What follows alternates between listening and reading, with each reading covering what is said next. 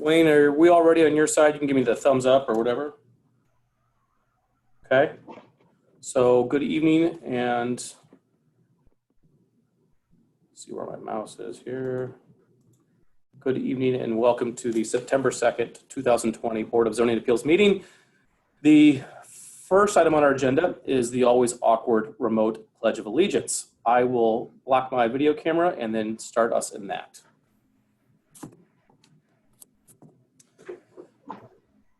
I pledge allegiance to the flag of the United States of America and to the republic for which it stands, one nation, under God, indivisible, with liberty and justice for all. Very good. Because tonight's meeting is remote, we will perform all of our duties via roll call, which we'll ask the town for assistance with that. So with that, Wayne, can I turn it over to you for attendance, please? Yes. Mrs. Campins? Here. Mr. Jones? Here. Mr. Papa? Here. Mr. Mundy? Present. Mr. Wolf? Present. Thank you, Wayne. We're going to discuss the meeting minutes. Then I'm going to pause for a moment and we can acknowledge if any of our community members want to raise their hand as if they are in attendance. So we'll give that in just a minute. Regarding the minutes, they have not been vetted and edited yet. And by say edited, we just check for spelling and continuity. So those have not. So there is not any meeting minutes that we need to approve. So with that, Wayne, are there any members of our community that would like to acknowledge their attendance tonight? Certainly, if any members of the audience would like their attendance known, please raise your hand and we will read your names into the record.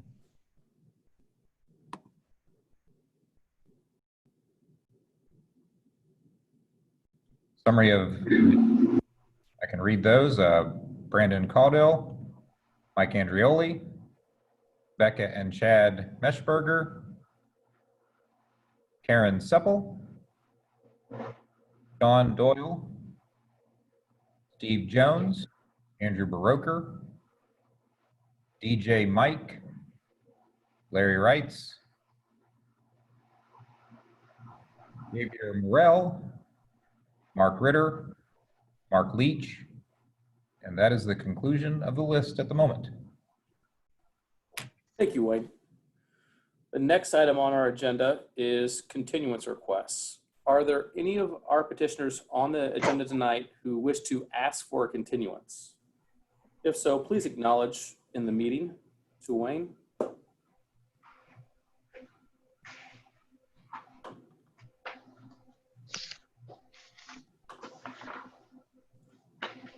Wayne, I'm assuming you see nothing? See nothing. All right, very good. Well, then let's move on. The next item on our agenda is continued business, which brings us to docket number 2019-19-UV for the property located at 3850 East Whitestown Parkway.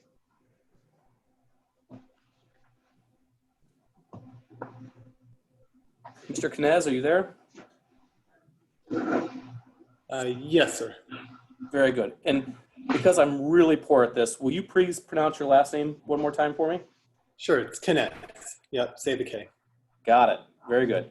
And last time we discussed, you were going to work on a couple things for us. So before we get started, will you please state your name and address for the record? Yes, it's Frank Knez, 8641 Fawn Lake Circle, Indianapolis, Indiana, 46278. Very good. And I think we left you with a couple tasks. I believe everyone here was in attendance last month. And I think some of those tasks were to work with the neighbors on both traffic, amongst other things. So can you update us on where you're at with this proposal? Yes, we met with the neighbors, and again, that was we should have done that first, and humbly admit that was our error. But met with a handful, and I guess in order we met on the traffic with that was specifically Karen and Dennis Giles, her concern from the last meeting. Spent a few hours with them, lovely folks. Talked through some of that concern. Again, it's kind of an existing issue, and Catherine had a lot of great points. It was nice to spend time with them. We met with Karen and Paul Seppel on the commercialization of the area, and just, again, wonderful people, love the area and that they're potential neighbors. Met with Tony and Lynn, and met with Larry and a few others. So spent a few days meeting with folks, discussing that, and per the request of them and the zoning board provided the traffic study, or projected traffic numbers, and those are included in the agenda. I left mine on my desk, but I'm pulling them up on my phone. But it outlines, kind of the peak areas between 8 and 9:30, and again at 3:30 and 4, with maximum, right around that 8 p.m., which that's fully staffed. It will take us a while to get there, likely a year to 2 years. But it's those numbers are there for the board's review, Monday through Friday, again with the hours from 8 to 6, and that is based on our projected capacity of services. Thank you for your diligence on that. And I believe you also addressed some concerns regarding light pollution. Yes, yeah, I know those lights are horrendous. We went that night of the last meeting in August, and those lights are angled almost straight at their houses. So we'll definitely, we confirm that with the neighbors, and again, just good healthy conversations, and we would address those upon closing. Very good. And would you kind of describe to me the process which you obtained the traffic flow? How did you, what was the methodology in getting this data? Sure, we just took our it's driven by client capacity. We're one-to-one, so the ABA client, the therapist there in the left column, the ABA clients, those are the children that have an autism diagnosis and would be there for typically between 4 to 7 or 8 hours a day. They arrive, and we have set arrival times there. And then outpatient clients are kids. Like my son comes, he's got a speech delay. He'll come to speech therapy one time a week for a half hour or hour. So those are the three rows there. And again, we just took the layout of the building. We've got 7 other buildings that we operate out of, and put numbers down based on capacity. Okay, very good. Fellow board members, do you have any questions about the revised petition we have in front of us? What were you going to do to change the lighting? Oh, sure. We would change the light heads on there. They have 0 light pollution heads. It literally lights up across 7 right now, and we don't have cars or anything parked there overnight. We would add, I think there already is some side packs, light packs on the side of the building. We would just want to illuminate around windows and doors, and not, the fields and the neighbors' homes. Okay. Thank you. This is from memory, so it could be wrong, but I think last time you had 3 neighbors who remonstrated and were concerned about the traffic and or lighting.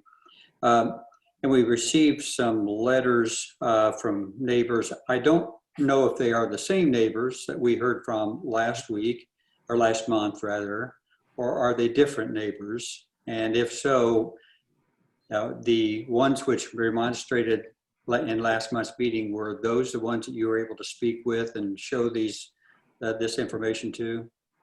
I spoke with all but one of the families that was not in favor of our development. And again, the Giles, Catherine and Dennis were mainly concerned about the traffic. We discussed that with them. I think I heard that Catherine's on the call as well. And then we spoke with Karen and Paul Seppel. Their concern was the commercialization of the area. Not necessarily, we didn't talk about the traffic. I don't think it was on their radar. I don't want to speak for them. I think I heard Karen is also on the call. But we're able to have some good conversations with them, share more, answer specific questions. I don't and I guess I can let them speak, Mr. Mundy, for themselves. I don't want to put words into their mouth, but had good conversations, but I don't think we swayed them one way or the other. Thank you. Would note that the properties where we did receive remonstration letters for, and work with me here, I believe they were the properties, I'm sorry, in favor of your petition. They were the properties immediately to the east, Yeah, so the the three southwest. there- yeah, the three there, and then yes, the Tony's property is south, yes, and west of that intersection. Okay, very good. Yeah, and Mr. Mundy, back to your point, I had kind of 3 points. It was lighting, it was traffic, and it was the commercialization. So I think those are kind of what we're going to hear from the remonstrators. Are there any other questions for the petitioner right now? Okay. Wayne, is there anyone here to remonstrate for or against this particular project?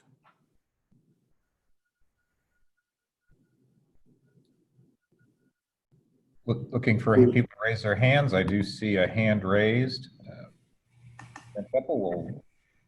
Roger, if you'd promote her to panelist. Thank you, sir.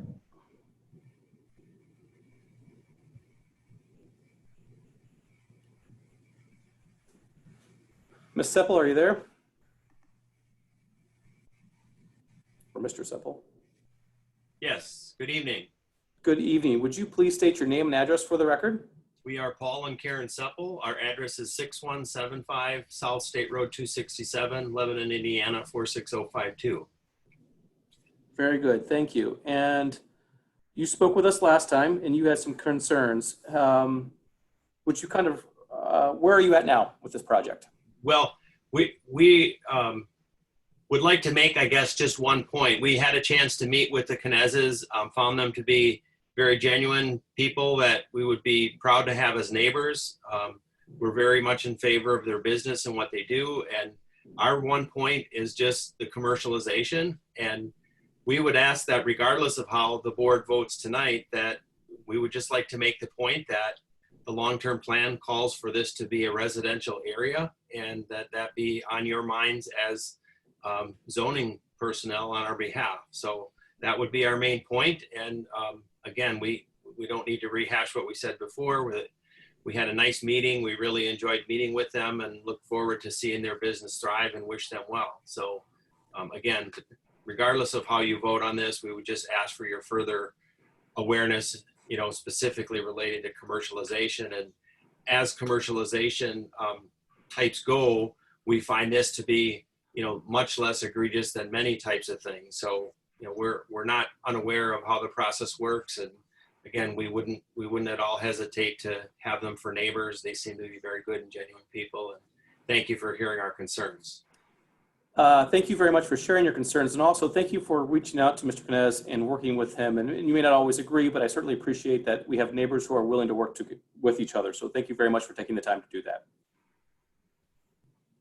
Is there anyone else who would like to speak for or against this particular petition?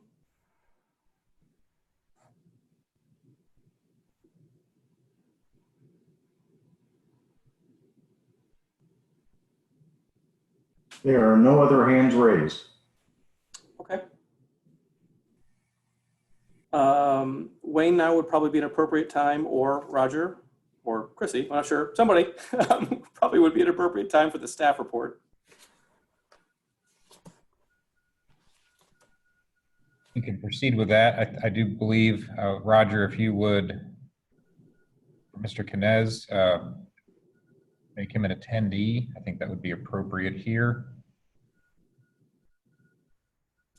And I will pause because we don't want any party to feel like they're not hearing the petition process. I know there's a short delay that occurs during their transition from one spot to another.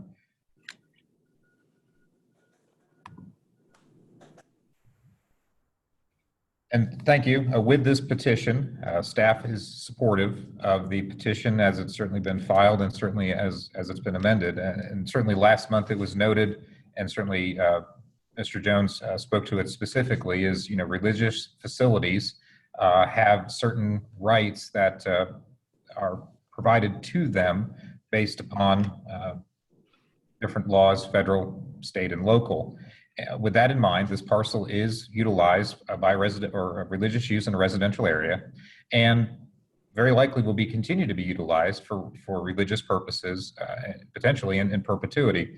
In this particular case, you have a facility that is requested to be occupied by a use that, as indicated this evening, at least from Vermont's interested party, is a use that could fit in to this area, potentially with less intensity than a religious use that would occupy this property.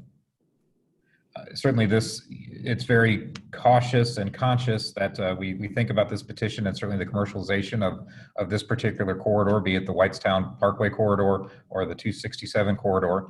Certainly these types of activities there will be pressure, definitely will be pressure in the future with the different enhancements that are happening in this area, and those will certainly be public discussions at future times.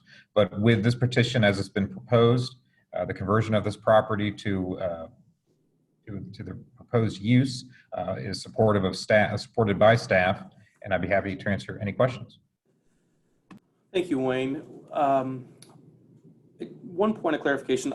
Unfortunately, I don't have the minutes in front of me, but I believe last month you stated that the current regulations don't limit or dictate the intensity of its current use. For example, a church could have a service every evening, and there is no limitations or limited use based on that. Is that correct?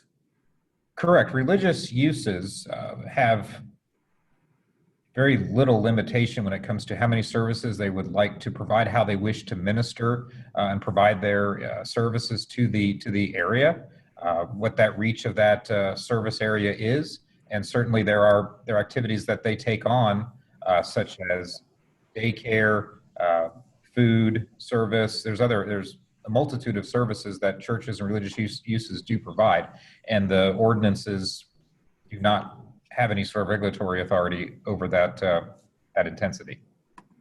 Okay. Are there any other questions for staff at this time?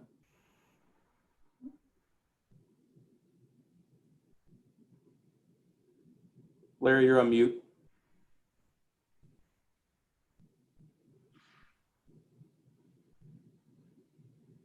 Am I unmuted? You're good. That's good. That's better. Sorry about that. I went back and read through everything that was presented to us for tonight's meeting, and it's glad that this group got together and went out and met the neighbors, because I think everybody's found a good happy medium. My core concern is still, we are taking 12 acres at the corner of 267 and Whitestown Parkway, 334 Oak Street, whatever the name du jour is, and making it commercial, which then kind of further enables the creep between and along 267 from Whitestown going north. I could support something like this if we would like to put one of our provisions where we, put a 5-year review on it, because I think the conversion of a religious facility into the type of use that Canenses are asking for is actually, it's needed. It's a good kind of buffer commercial use. There's a need for it. It's a great location. They probably have an amazing facility to create and do good stuff. But, 10 years from now, they may outgrow the place, and we'd hate for it to turn into a, gas station or a truck stop. So, that would be my comments on it.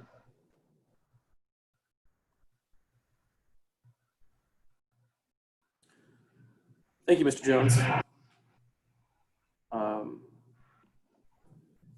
And I certainly want to be respectful of our remonstrators tonight, and I agree with them.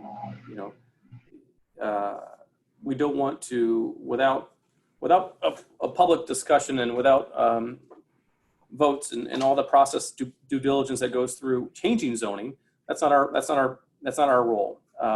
So the creep of commercialization is certainly a concern. I look at this particular property and say, it's on a kind of a major intersection. It is I don't want to say commercial structure, but it's certainly not a residential structure. And would be difficult to imagine that someone would purchase this particular property, knock down the existing structure, and then build a residence on it. So I think the only other use case would be that another church may use it. And I'm not sure if that is I'm not sure if, churches are growing. I don't know that. That's not my purview. So I don't necessarily mind your suggestion that we put a review on this. We'd certainly want to talk to the petitioner about that. But any other thoughts or discussion amongst the group? I think we have always, with the use variance request, maybe not always, but usually have some sunset or review period to make sure that it isn't something that we really didn't anticipate occurring. I don't know if it's 5 years or what it is, but I think some of that, I think we need to establish what that is again, because we have usually done that, and I think it's for a good reason. I agree. You're on mute, Larry. Wayne? Wayne, can you hear me? Yes, we can hear you. Sorry, yeah, some new technology, it mutes itself. So my question is, when we request that somebody be put on a 5-year renewal, does the town send out any kind of notice that that's coming up? How does somebody that we've placed this as part of their approval know to come back in 5 years? Well, we ourselves, an Outlook invite with ample. The town does send out a notice of that coming. I say we've never mailed a notice per se about the expiration of a special exception or a variance, but we have set ourselves an Outlook invite, which then cues us in 4.5 years or 4 years to be thinking about this as something that's going to be on the radar if it's a 5-year expiration. What about another way to skin this cat would be to put something in the motion that would limit if the property were to transfer owners or transfer specific uses. I'm worried that we may, funding and bank notes and things like that, those guys tend to get a little iffy if they're worried about the property. Mr. Jones, do you think there's a way to word something that we could say, well, actually, now that I think about that out loud,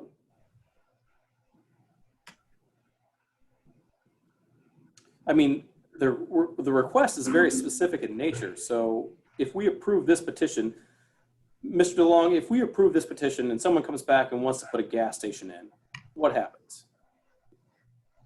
They would be undertaking a zoning process, a rezone or a use variance. It would be the exact same process you're seeing here, or they would seek to rezone the property, and that would be through the Plan Commission and the Town Council. And then would that be true of a restaurant, a warehouse, or anything else? For many types of uses, yes. I mean, you certainly have a permitted use table where such religious uses, public parks, I mean, you have land uses that are permissible with development plan approval. So in all cases, the Plan Commission would be looking at anything that's non-residential that would come in if there's going to be improvements. So Mr. Jones is concerned about the commercialization, as some of our remonstrators, as am I. If we approve this particular petition and we don't put a sunset on it, if another commercialization entity were to buy it, gas station, restaurant, or something else, they would have to come through an approval process. If by right it is a permitted use, they would not have to. But by right today, they wouldn't have to as well. It's a permitted use, correct? Correct. Okay. Yeah, I was going to weigh in on that, and if I can just echo what Mr. DeLong has said, your approval tonight would allow only what they've requested. In medical office use that allows outpatient pediatric therapy services, etc. Anything else that's normally allowed in R1 would continue to be allowed, but nothing else. Yeah. I mean, the Mr. only, Jones and Mr. Mundy, does that address any of your concerns? Yeah, I understand.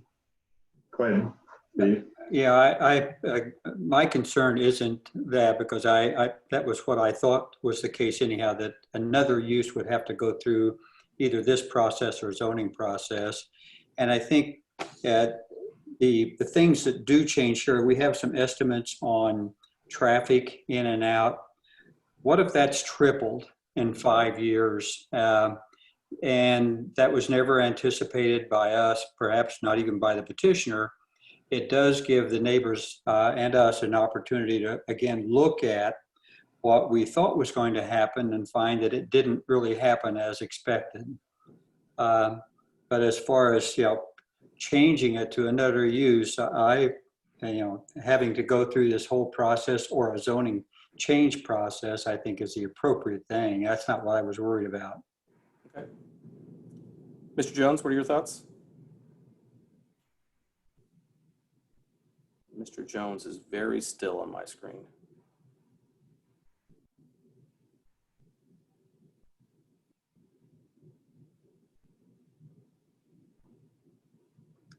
I think Larry's frozen.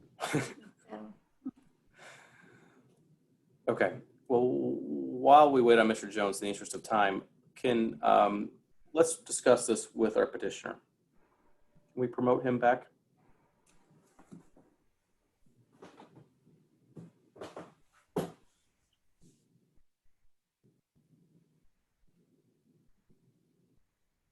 Okay, welcome back.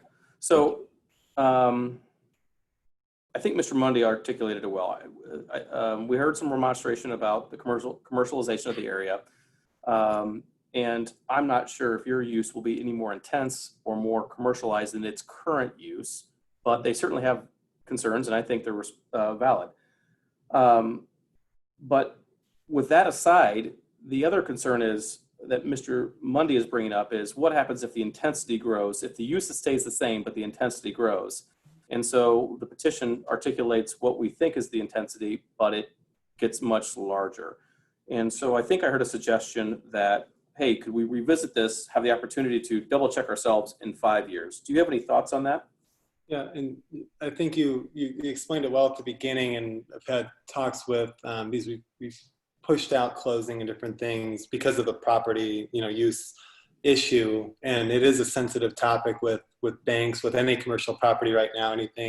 Any contingencies or clauses almost negates the ability to get financing. But to directly respond about the traffic, it's it's a finite amount of space. So unless there was more development on the lot, which we're not interested in, and we were clear to that with the neighbors, and Lindsay and I would be fine with signing or pledging or doing something to say that, hey, we're not interested in building a secondary clinic on the 13 acres. Like, we want to keep it rural looking. We want to keep it open. We want to use the green space. We're not interested in expansion. Brownsburg is where we've expanded in our main hub, and this is an ancillary location to serve that population. So we have 2 buildings going up now in Brownsburg, and that's honestly, that's it. So if we can do this and make this commitment in any other way besides something that would spook the bankers, and doubly, my wife was just texting me about anything under 10 years is tough for us. I mean, it's just us personally that own and operate it. It's a tough one. We're not a developer. We're not a hospital system. We're putting everything we have into it, and it would be almost too risky if we started and then something happened and it got pulled away in 5 years. I don't know that we could do that. Okay. Just being honest and candid, but. Certainly. Would you be amenable to a commitment, and I'm not suggesting that we would do this, but would you be amenable to a commitment that would articulate something to the effect of the intensity of the traffic wouldn't significantly deviate from what is in our packet? Yes. Yep.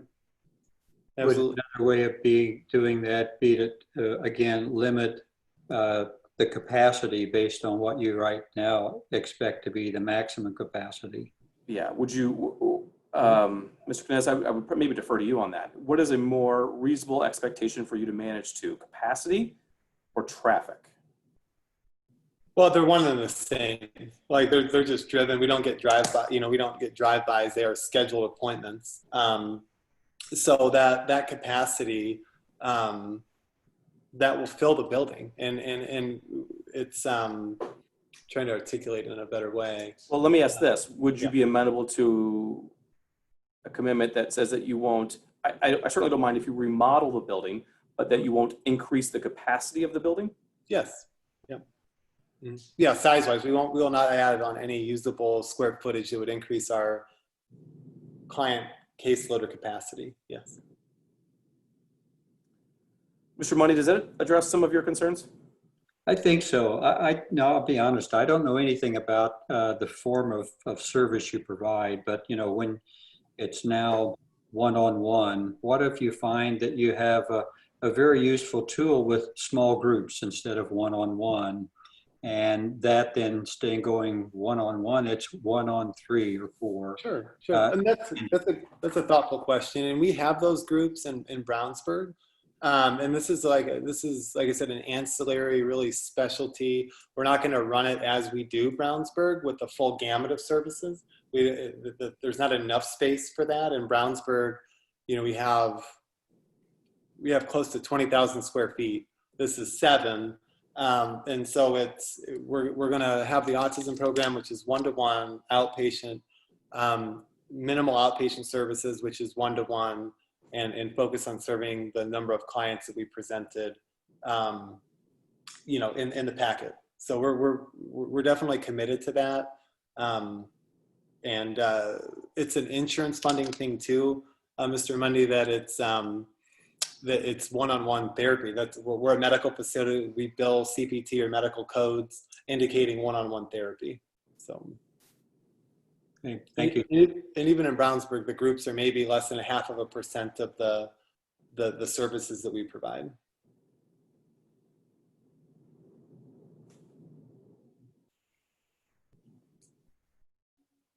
Okay.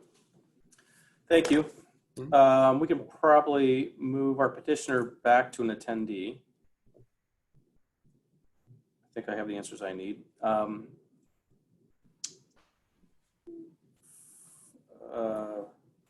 Any other discussion amongst the group?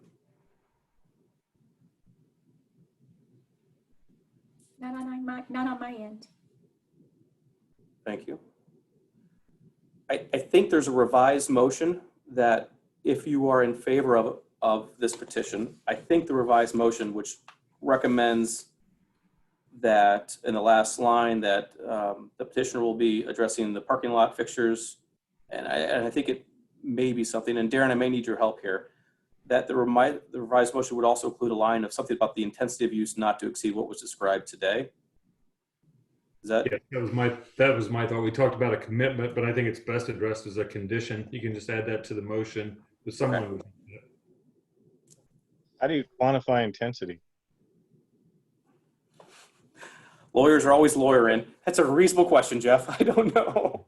I don't know if you were saying you couldn't expand the square footage or. Well, that's why I think that maybe my attention was talking about not adding to the space or increasing usable space in such a way that would increase their capacity. Yeah, I think that's something we could measure, and I think that's something that the town would be aware of via building permits and things like that. So I think that's something we could hold them accountable to. So perhaps the last line would something to that, and that the usable square footage would not increase from the current structure, or would not increase from the current structure, or something to that effect. Is that reasonable? We can try that. Well, if there's no other discussion amongst the group, I would entertain a motion. Oh, I would one note, I pause. It looks like Mr. Jones has dropped off, so I believe we have 4 voting members. Is that correct? Mm-hmm. Yes. That's correct. He has run into a bit of internet challenge. Okay.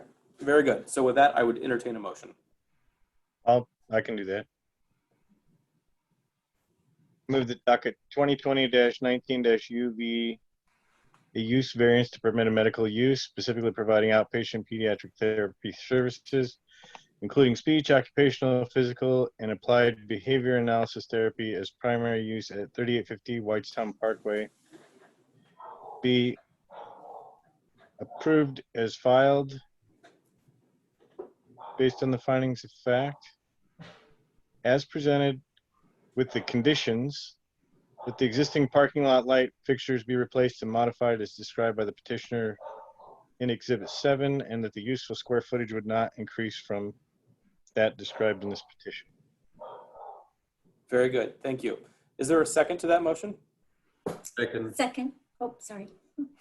Thank you. Lots of seconds. Very good. Yeah. Let's do a roll Okay. call vote. Mr. President, one quick question. Sure. That's right. That's still right? The lighting is changing as it's described in the exhibit? Your motion is correct, as I understood. Okay. Yeah.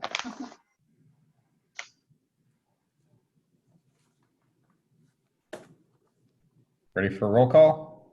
Yes, sir. Mr. Papa? Aye. Mr. Mundy? Aye. Mr. Wolf? Aye. Mrs. Campins? Aye. Very good. Motion carries with a 4-0 vote. Mr. Knez, I know you can't speak right now, but good luck with your project, and thank you for being a good neighbor and reaching out to your fellow community members around you.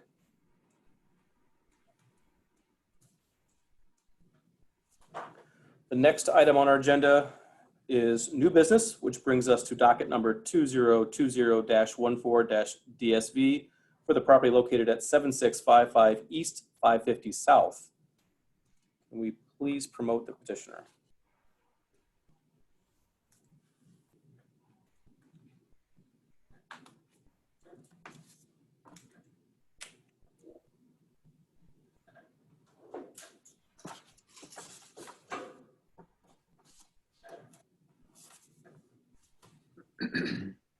Mr. Reitz, are you there?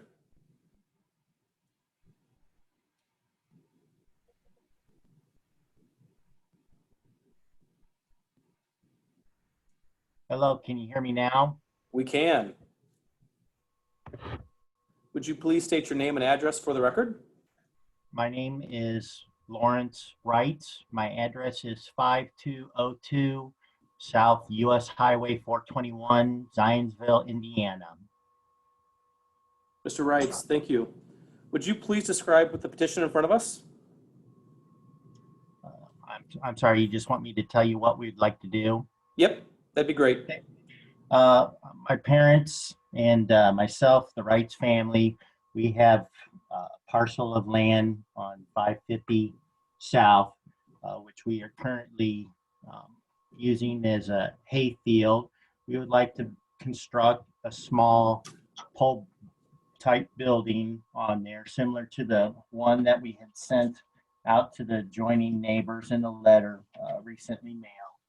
And we would like to construct a building that would be no larger than 50 by 60 for keeping farm equipment.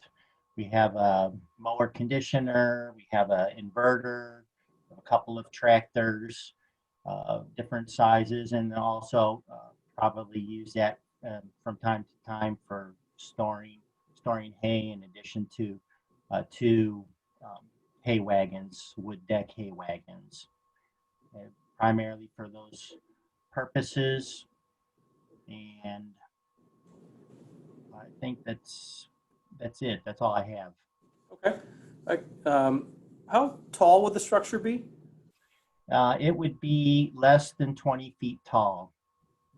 I think that according to the drawings, which we've talked to a couple of vendors, it's more likely going to be in the 18 to 19 foot range. It would have a very low pitched roof, similar to the picture that we had sent out to adjoining neighbors. It does have to be at least the doors have to be a minimum 10 feet. One of the tractors that we have for pulling the mower conditioner has a cab and enclosure on top of it. So it needs to have, typical, and that's a typical height for a barn door. So you're limited as far as keeping it much shorter just for that purpose. Is there a second story or a loft to this structure? There would be, the building itself would have, rafters. I guess you probably could store something in there, but that's not really the intent. I don't believe that we're going to have a hay storage area up above, and if there was, that may be a spot for temporary storage. It would only be light materials, though. I wouldn't imagine that, wouldn't be significant. Okay, so the intent is not to put floorboards down or decking down in the rafters for additional storage? I don't see that happening.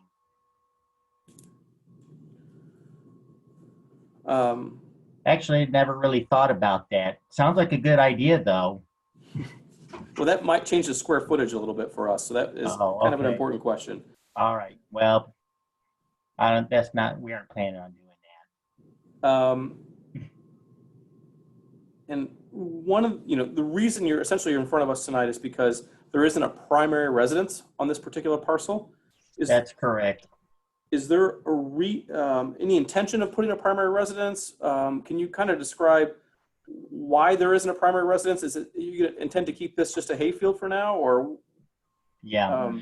Well, this is a remnant parcel from a larger 72 acre parcel that was developed as part of the Stonegate neighborhood. The original parcel did have a house and 2 barns on there, actually, and there was also some other auxiliary structures around it. I think there was a smokehouse and so forth. And those areas were removed as part of the construction of the Stonegate sections 12B. And so there was a house there at one time, but this area never did have a house on it, to our knowledge. We've owned the property since 1978, and it is outside of the flood area, but there was a house there served by by a gravel drive that's across from Amos Drive, and we just didn't have any plans to build a house. A house could be constructed on there. There is buildable area. However, at this time, we don't have any plans to construct a home. Okay. And can you also just, you mentioned a few things, but a 3,000 square foot barn seems pretty significant for 7 acres, and I don't believe all that is tillable as I look at it. So will there be other equipment stored on, or is the farm equipment for other tracts of land or other parcels of land?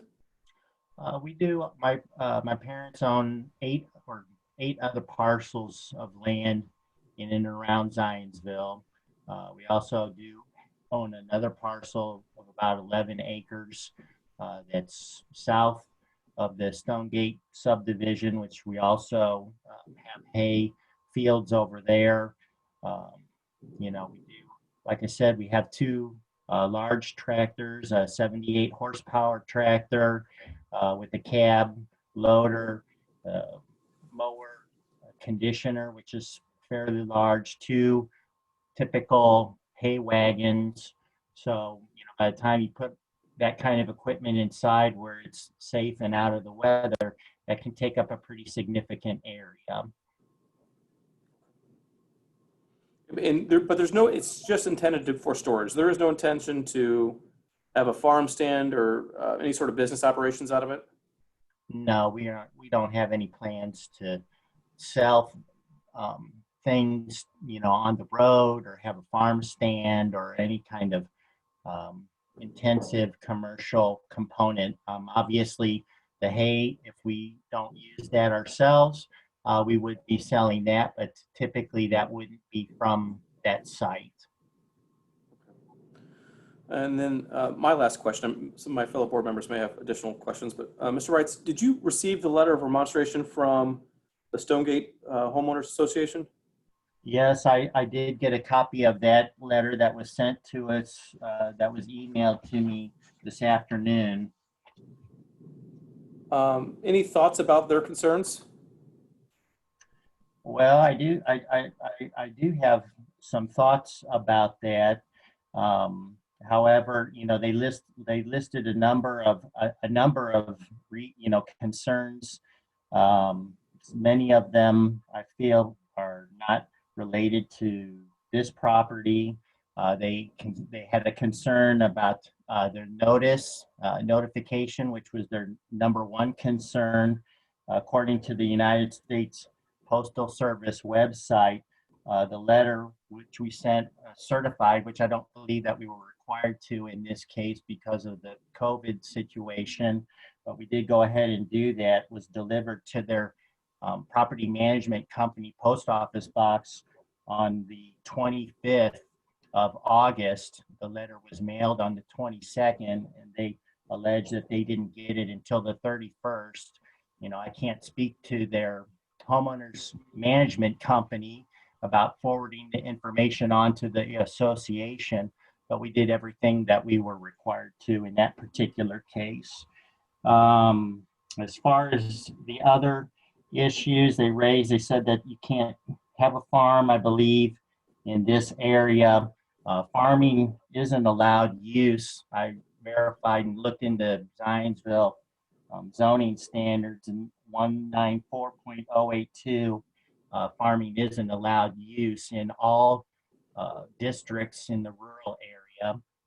And this area had been historically used as a farm. It's had cattle on there, it's had horses, it's had other livestock on it from time to time.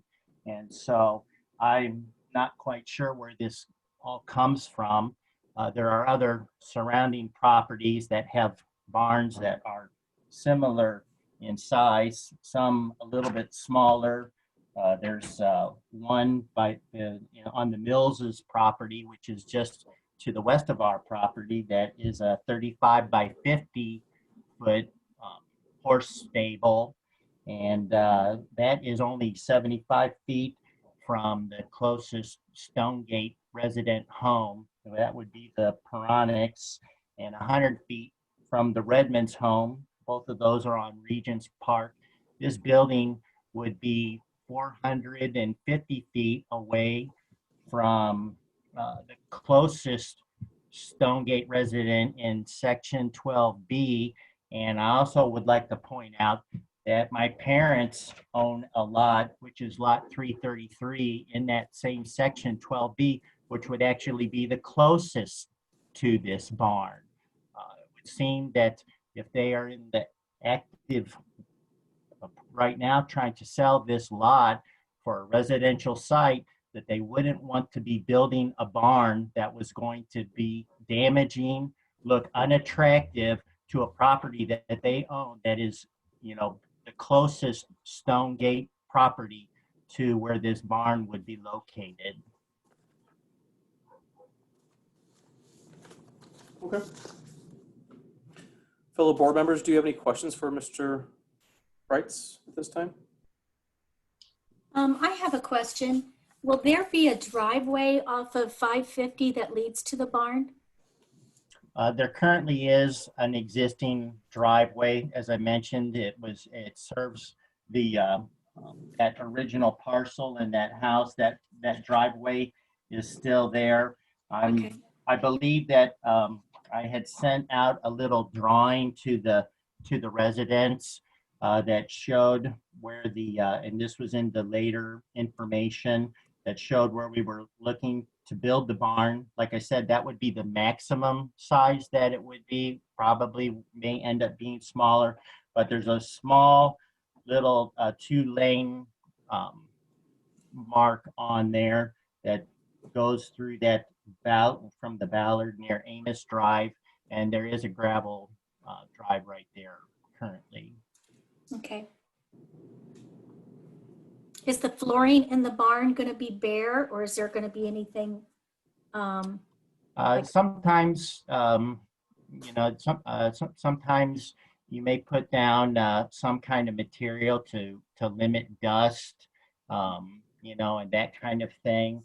But it's not going to be a poured floor, if that's what you're asking, concrete or Okay. masonry or some other kind of a product. No. Okay, thank you. Mr. Reitz, where's the equipment stored now?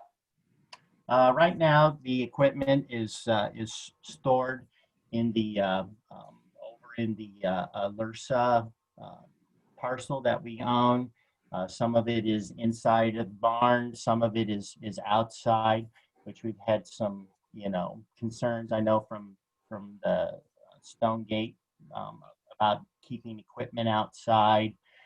We'd like to be able to put it all inside, and this would give us an opportunity to do that. But eventually, this property, this other 11-acre parcel, we've had quite a bit of interest in that. It's off of Oak Street and Whitestown Parkway, and it's at the time that we had submitted our original petition on this, which it's been there in Zionsville for quite some time, and there was some questions about the zoning that had to be resolved, and it just took a little while for all of that to get worked out, and town to talk to the county and so forth, and doing all their due diligence on that. But at that time, we did have a party that was interested in purchasing that property, and so, you know, we were looking for other areas to be able to move this equipment to. And the HOA, and I think all of us only received their comments sometime this afternoon, so I scanned through it quickly. So I may get some of this wrong, but I think their concern was that the property is not well kept. Is that this piece of property, or do you think this is other? No, they're referring to another. They're referring to another property. As I mentioned, my parents and so forth own many properties in Zionsville. I would agree that, you know, that one area needs a little straightening up and some mowing. However, this property, there's never been any, to our knowledge, that they ever had any issues, and on those 7 other properties that we own within Zionsville, I'm not aware of any other issues that you know, that we've had with keeping something tidy. And they also mentioned a concern that there was, and I'm not sure if again, the wording was that they had heard that, or that they suspect that there would be cattle placed on this property. I don't believe that there is any plans to have some type of intensive agricultural use of this, like a feedlot or something like that. But I don't, you know, I don't know that there wouldn't ever be some animals or something like that on there. Property that large, you could have at least 3 horses or 6 or 7 cows. Or you could have some goats or chickens. I believe that there are residents in Stonegate that have poultry in their backyards. There's a large property that's immediately to the east of the Stonegate neighborhood, in this property owned by the Harmons. They have a substantial number of cattle on their property year round. You know, if you have a larger parcel and you're allowed to have some types of animals, I don't know why you shouldn't be able to have those.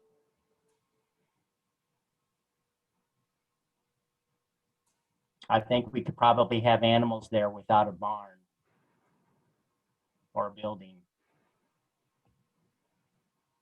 Any other questions for the petitioner?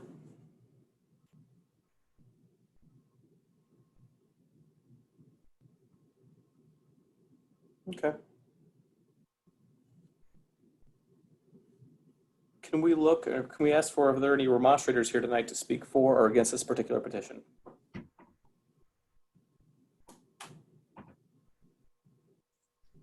Mr. Wolf, we do have 3 hands raised. Thank you. Feel free to promote them to as your at your whatever order you feel is appropriate. And the 4th hand has been added. I will begin with, as they're shown on my screen, Trisha Benner will be the panelist. Hi, this is Trisha. I'm joining from my car. Before I speak, is John Casey one of the individuals that has his hand raised?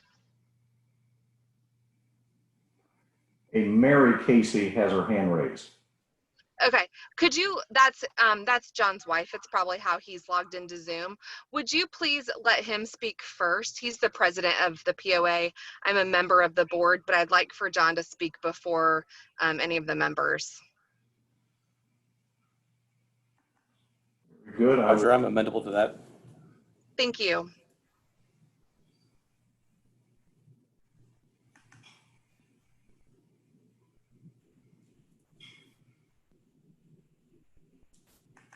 Mr. or Mrs. Casey, are you there? Can you hear me? Yes, we can. Okay. Okay, you can hear me? Yep. Would you please state your name and address for the record? My name is John Casey, C-A-S-E-Y. My address is 7597 West Stonegate Drive, of course, in Zionsville. Thank you, Mr. Casey. What are your concerns tonight? There are a couple of issues. First of all, and Mr. Reitz mentioned the Larissa property that's in the front of our subdivision, and that front's 334. Respectfully, it's a junkyard. And in fact, initiated a request for an investigation into the condition of that property. We feel we have a nice subdivision, a nice community. We think that that deteriorates from it. The condition of that property, and I assume Wayne or someone can speak to that as to how the Reitz family maintains that property. That's an issue. Number two, we are concerned that what they're asking you to do is not a variance from development standards. They aren't asking you to approve an accessory building without a home. What they're asking you to do is approve a primary structure, a standalone barn. They have no intention, and their letter admits that while a home is a possibility, and Larry spoke to it tonight, there is no intent to build a home there. So what then in fact you do is take that R2 property and you will convert it forever to not being used for R2 property, because what you will have is a barn on that property and it will just sit there. Mr. Reitz has made statements, in fact, to children, as I understand it, in the neighborhood, that his intent is to construct a barn and run cattle on that property. This isn't a farm. It's 7.1 acres, according to the petition and the survey. Some of that has a creek through it. Some of it is woodland. He says it's sufficient property to run cattle. I come from a farming community. It's not, unless you want to have a mud path in there where you're trying to do some halfway CAFO situation. That would be disastrous to the property values in the community if you had that type of situation there. And so those are our concerns, and regardless of the timing on it, you know, I can't speak to exactly when Omni, our management company, received notice. They tell us that our manager got it on August 31 and we got it on September 1. And that's the reason that we haven't had a significant amount of time to really investigate their intention. Some questions you may ask Mr. Reitz is how much money the Reitz family has made in the last 2 years baling hay. You might want to ask them how many bales of hay they baled this year. I think any of you should know that when he says that's a hay field, it's not a hay field. If you've gone out and expected it, it's not a hay field. What their intent, we believe, is simply to build a storage shed for all the equipment that they now tell you is on the Larissa property. It's being actively marketed. They just want to make a move-up place for a storage shed. And that's, in our opinion, the intent of what this petition is. And again, effectively what you do if you approve this variance is that property will never be developed residentially. You'll just have a barn there. If what they've done historically is the case, it will deteriorate, and you'll never have any development in there that would be conducive to the neighborhood, and particularly Stonegate. So those are our concerns. So, Mr. Casey, if I could interrupt you, and I want to make sure I have the points correct. So you mentioned a property that's not on our petition tonight, but I think what your point was is you're concerned about if they can't maintain that property, what makes you think they will maintain this property, or that they won't maintain the condition of this property that we're discussing tonight? That was one of the points I heard. The other point I heard was by having an accessory structure without a primary structure, it would potentially lower the property values of the neighbors in Stonegate. And then I'm not sure if I know how they've baled hay or anything like that. I don't have that. That's not really in my purview. But so I think the two things I need to focus on, one are that you're concerned that they may not maintain the condition of the property, and two, that this will negatively affect the property values of the Stonegate residents. Is that fair? Well, yeah, and while I may disagree with Mr. Reitz on many, many issues, I've always found Larry in his own way, to be honest. And today he told you that they really intend to put animals on there. That's what he told you. He said, well, this is a large piece of property. You can run cattle. We've run cattle before. Put goats on there. Okay, if you want goats and cattle and chicken, on that property next to Stonegate, put it in the building, and that's probably what's going to happen. Okay, he told you that. They've indicated in their petition essentially that this was an area to store hay. That's the reason I brought up the hay. We have no information they're in the hay producing business. We think that's a subterfuge for what they intend to do. They just want a storage shed on that property. Mr. Casey, have you spoken with Mr. Reitz about this? I understand you just received the letter through your property management group. So let me just make the assumption. You have not spoken directly to Mr. Reitz about this particular petition? No, sir. That's okay. True.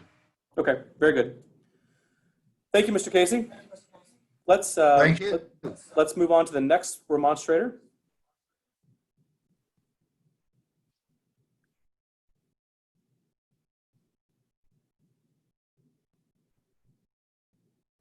Oh, do we lose Roger too?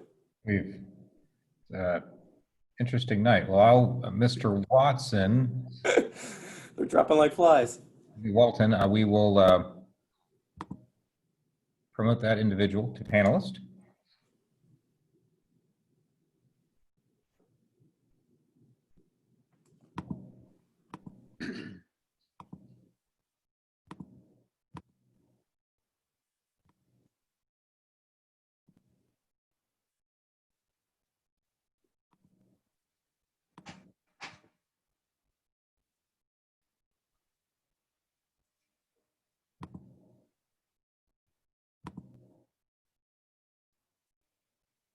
Mr. or Mrs. Walton, are you there?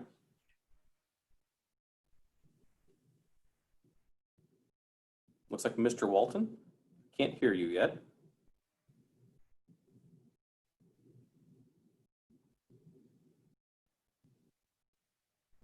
Can you hear me now? I can. Mr. Walton, will you please state your name and address for the record? John Walton, and my address is 7676 Deerfield Way in Stonegate. Thank you, Mr. Walton. What are your concerns tonight? Mr. Walton just disappeared. Okay, there you are. Okay, very good. Sorry, this is my first time using Zoom on my phone. Mr. Casey really summed up my concerns. I just for reference, Mr. Reitz, we haven't met in, yet, but I live on the, Deerfield Way, basically just across from Fishback Creek. And we face sort of where this barn, it sounds like, is going to be built. And, Mr. Casey really summed up my concerns, which is that, there's a property which I believe Mr. Reitz owns in the Stonegate neighborhood on west, just the little access road just off of West Stonegate Drive that is seems to be in a pretty poor state of repair.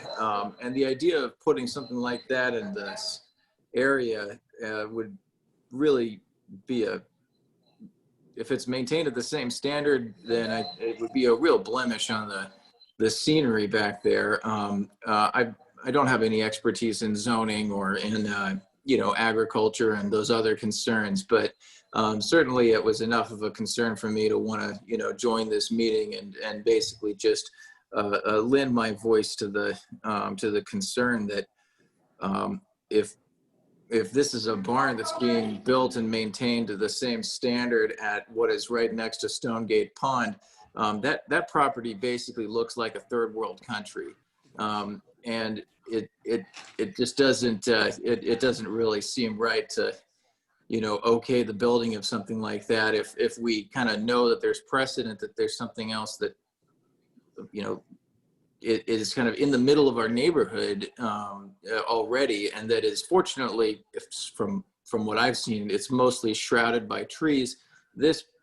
Where this barn is going to be built, from my understanding, is kind of actually all going to be visible, and the idea of a barn that's being sort of surrounded by, who knows what, in whatever state of disrepair is concerning to me, and that's really all I have to say. I certainly, don't mean to be unkind, and I don't know all of the issues or the motivations behind, building this barn, and I certainly understand the importance of space and maintaining your equipment and your property. But given the precedent of what's on just off of West Stonegate Drive, I really just have to say that Mr. Casey summed it up pretty well. That's really the concern for me is the state of disrepair of this other barn property in the area. Okay, Mr. Walton, thank you. I just want to make sure, I think what you were saying is the property, which I believe is towards what I would call the front of Stonegate, it's in disrepair, and you feel like if something similar to happen, or if this were to be developed with an accessory structure without a primary structure, you feel like it would negatively affect your property values? Yes. Yeah, absolutely. One of the things, there's a lot that we really love about living in Stonegate, and a lot that makes living in Stonegate valuable. But our view over this area in our backyard and, sort of the common ground and all of that in the pastures, it's a very beautiful and unspoiled view. And I can guarantee that the property value would reduce if there was something like whatever it is sitting next to Trinity Dental is sitting in the view from the back. It would undoubtedly adversely affect the property value, in my opinion. Okay. Mr. Walton, thank you for participating in tonight's conversation. Roger, I would entertain the next remonstrator. Very good. We have Brandon Cottle, who I will promote.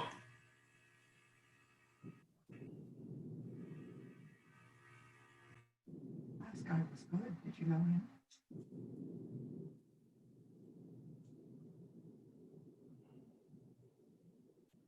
Mr. Caudell, are you there?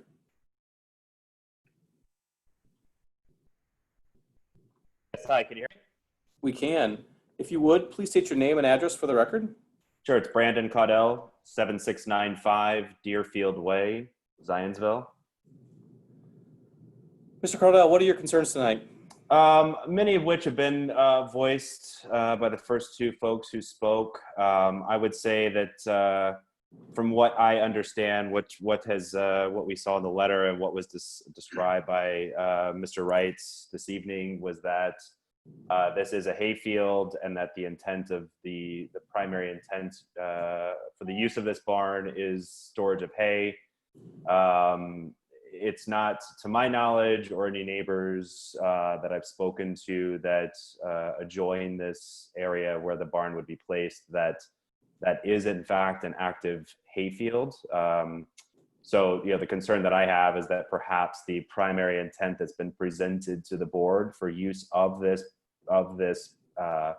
structure is in fact not at all what the actual use of the structure will be. It's, my understanding that in the Alersa property has been mentioned a few times. It's been mentioned primarily because it is owned by the petitioner. So it is, although a different parcel, the petitioner owns both this Alersa property, which is at the entrance of our community, in addition to the parcel that they're petitioning this evening to construct the barn. It's my understanding that property, the Alersa property off of Oak Street, is for sale. And I have a great concern that all of the trash and rubbish and broken down equipment that is currently being housed at this Alersa property will simply just be shifted to this barn in the wooded area that they're petitioning, purely for aesthetics of marketing the property that they're attempting to sell. So there have been voiced concerns by other members who you've heard from this evening in terms of state of disrepair of the existing property. It's my concern that would be expedited with this new barn, simply because all of the trash and equipment that's being housed in the Alersa property currently will just be put on a truck and dumped in and around this existing structure that they're petitioning for this evening. Mr. Caudell, have you spoken with Mr. Reitz about this, or have you seen the proposed barn? I have not spoken with Mr. Reitz. I am a member of the Stonegate POA. So along with, as Mr. Casey had mentioned, I personally became aware of this at the same time, the Stonegate POA was. Okay, very good. And would you, you have some concerns, and I believe they were kind of directed towards negative property values that would affect you. It looks like your address is kind of you would be an adjoining property or very close to an adjoining property of this particular property. Is that correct? That's correct. So the barn would be, the area the barn would be constructed is essentially in the backyard of the neighbors across the street from me. So, yep. Yep, very good. And would you be amendable if Mr. Reitz, I'm not saying we're going to have this discussion, but would you be amendable if we put stipulations on the petition that it had to be a hayfield? Personally, I would listen to I would be amenable to a conversation about that. Knowing what I know about that particular area, I'm not sure that's even possible. Certainly. So you just haven't spoken with the petitioner, and it's difficult to make that assessment without speaking with them. Yeah, I think that would be fair. Okay. So Mr. Caudell, I think what I heard mostly or primarily was previous experience with a previous property. You're concerned that this property will be maintained in a similar manner, which would negatively affect your property values. Is that fair? That's fair. Very good. Thank you. Thank you for participating in tonight's conversation.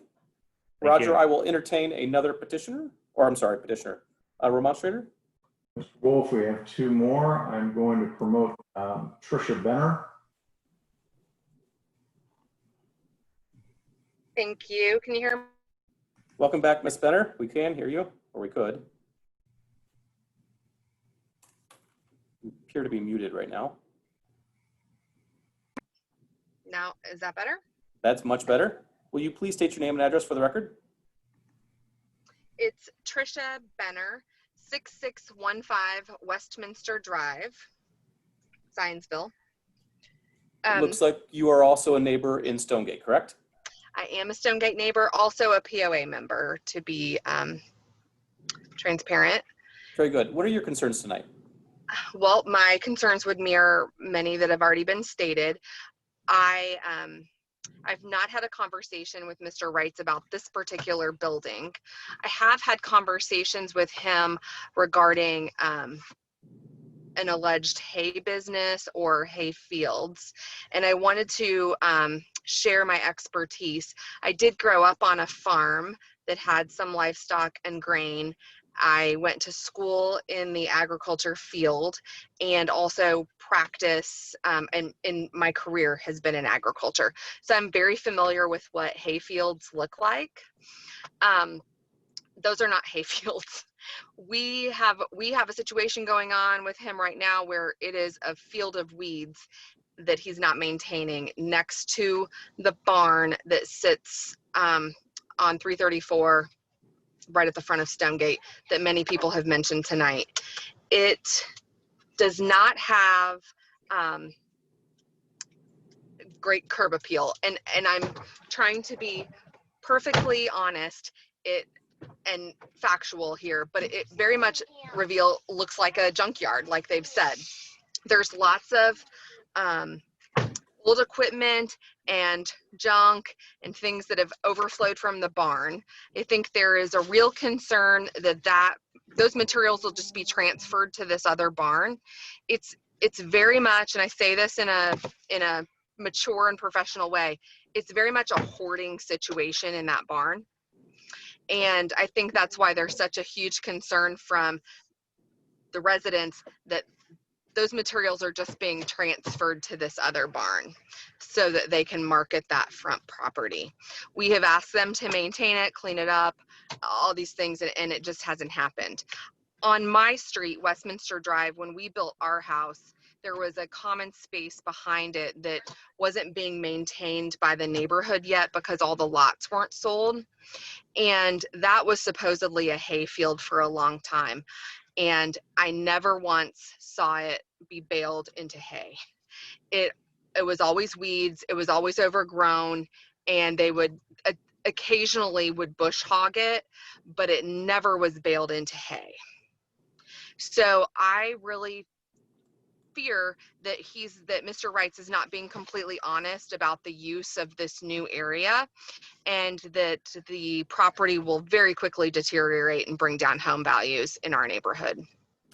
Okay, so it's like similar to other petition or remonstrators we've heard tonight, you're concerned that this property with a accessory structure without a primary structure will turn into a bit of a junkyard or a bit of a whatever, and will negatively affect your property values.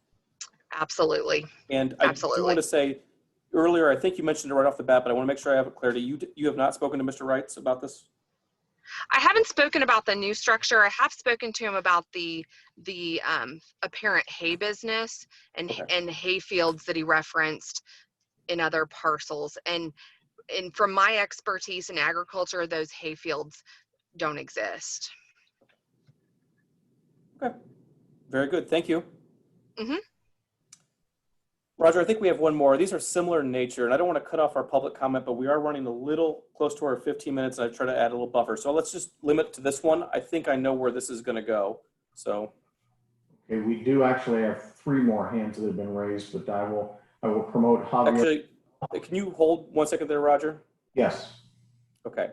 So we've had fellow board members. We've had several people that have articulated a concern that are very consistent. I would remind you all that we're not hearing any petition about the front property. That's not on our agenda tonight. We're looking at this back property, but the concerns have been fairly consistent. And the other thing that I've heard that's a little bit concerning is that we have not heard the petitioner speak with these concerned neighbors. I don't want to cut anyone off. This is a public forum. We have the right to hear. Everyone has the right to be heard. We do have rules and limitations on the total amount of speaking time. I've been a little bit generous with that because it's a little bit challenging over Zoom. But I'm of the impression that there needs to be more conversation had on this. But I would turn to my fellow board members before we continue. By that, I mean, more conversation between the two parties. I turn to my fellow board members. Would you agree with that statement, or would you like to continue hearing testimony tonight? I agree. I think agree as short well. notice, the fact that they have only known about it for a very short period of time and they have all this other observation nearby, I think they're justified and it should be continued. Ms. Campbell, you're in agreement? I would agree if the two parties could meet, the homeowners association and Mr. Reitz, if they could get together and have conversations and, you know, maybe he can describe in more detail of what he's planning on doing with the other lot and the new barn. So I would agree. Okay. Mr. Chad, is it appropriate for us to make a motion to continue this at now?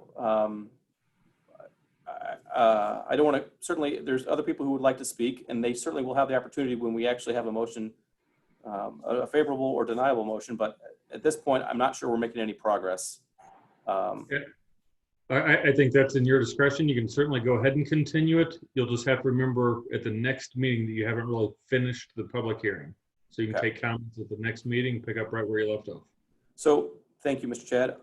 Board members, I guess I would be amenable to not continuing the public section of this because I feel like the two parties need to get to talk to each other. And then the public comment may differ this month versus next month. So if the two parties get together, they come to an agreement or they agree that they're completely off, then we'll have a more thorough conversation. But if these two parties haven't spoken to each other, I'm not sure the conversation is very useful at this particular time. Agree. Agreed. Very well. Then, Mr. Reitz, you don't need to be promoted back again. I am going to entertain a motion to continue this petition. And the reason is I feel like there have been a lot of comments that are consistent. They are concerning to me that I think they're valid comments. And I feel like there needs to be additional conversation between the two parties. And hopefully an agreement can be reached. If not, then we will have a motion one way or the other at their next meeting. In addition to that, I would certainly encourage you to be amenable to listening to the neighbors' concerns. And to our neighbors who are participated tonight, thank you very much for taking the time. I think your concerns are valid, and this certainly is a public forum, and I'm glad you took the time to share with us those thoughts. I don't mean to cut anyone off. They were very consistent in nature, and it just was abundantly obvious to me that the two parties need to get together and have a thorough, vetted conversation before it comes back to us. So with that, I would entertain a motion to continue this petition. Sure. Well, Mr. President, I would make that motion, but two things they might want to clarify in their conversations for me. Certainly. I thought I heard the petitioner say he has the right to have certain livestock there now, which I think is true. But I think I heard one of the remonstrators thought maybe he was saying that was his intent or he was planning to do that. So I'm a little confused as to what he wants to do or what he was trying to make with that statement. And then secondly, the complaint about the property that is not part of this petition and some of the things that are there. I think some of the complaints are about things that are outside, but the petition may be addressing part of that by creating this storage space to get it out of view. That may not satisfy the remonstrators, but I'm saying like maybe he's addressing part of that issue with the proposed storage space. I'm not saying I agree or disagree, but certainly to figure out where the balance is there. So having said that, I would make a motion that we continue this matter until the October meeting of the board. Thank you. Is there a second to that motion? Second. A second. Thank you. All those in favor, let's do a roll call vote, sorry. Happy to facilitate that. The continuance request is to your October 7th meeting date. Mr. Mundy? Aye. Mr. Wolf? Aye. Mrs. Campins? Aye. Mr. Papa? Aye. Thank you. This petition will be heard in October at our October meeting. Again, and I want to reach out to our public members. Those of you who spoke tonight, we will have additional public comment at our next hearing. I'm hoping the public comment will be more focused on the common ground you found with each other. But if not, then we'll hear that as well. So everyone will have the opportunity to speak at the next meeting.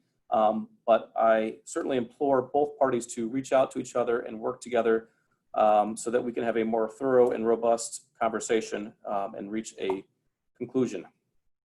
Thank you. The next item on our agenda is docket 2020-23-DSV for the property located at 965 West Pine Street. Will the petitioner please come forward?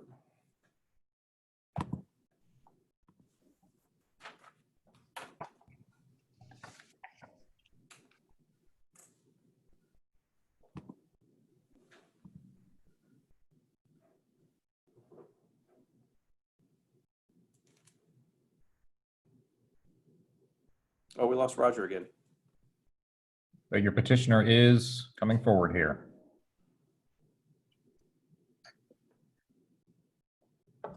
Mr. or Mrs. Evans, are you there? Hello, good evening. Can you hear me okay? I can, thank you. Could you please state your name and address for the record? My name is Ryan Evans. Address is 965 West Pine Street in Zionsville. Thank you, Mr. Evans. In front of us tonight, you have a petition that is asking to deviate from the required side yard setback. Would you please describe this petition in your words? Sure thing. What we're doing is we're requesting to upgrade our side yard with an upgraded masonry retaining wall and a patio within the, and what we're asking for, the variance is within the 5-foot setback from the property line. Our property currently is at a higher grade than the adjacent property, which is the rail trail. Our house is right at the Pine Street entrance to the rail trail. The rail, entrance actually goes right along the side of my house. And currently we have a boulder wall along the side of along our property line. What we're doing is to, it would like to replace that, replace the boulders with a masonry wall, which hopefully you've seen within some of the drawings and everything that we've attached in the landscaping plan. That would also include a fire pit. And then we would also be then extending brick pavers up to that masonry wall up in our side yard. We really do believe obviously for us, it would benefit our small side yard that we do have currently, but also would really enhance the rail trail entrance that we have. Again, as people do walk right along the side of the house, all the way down to the main entrance on the rail trail. So our point there is definitely to enhance the beautification of it also. Thank you, Mr. Evans. As I look at the packet of information we have in front of us, how high above grade will the wall be? So above the current grade right now, I think it's like 1.5 feet, like enough to almost sit on it type thing. Okay. Because we're already at a higher elevation than the city property, I guess is what we'll call it. It's like a grass green belt between us and the rail trail, probably a good 20 feet or so of grass between us and the actual trail. But since we are at that higher elevation, the total wall itself, I want to say it's about 4 feet. But again, I think we've already got about 3 feet of built up already. Okay. So if I'm on the entrance to the rail trail, how much, I'm not sure if I'm asking this very well, how many vertical feet of wall will I see? If I'm standing on the sidewalk that goes down the hill, how many vertical feet of wall will I see? Approximately 4 feet. Okay. Maybe 4.5, yeah, about 4 feet, I think. I've got in the drawings, I'm just gonna go to it real quick. We do have, I think it's exhibit 6 is what I'm looking at in our packet.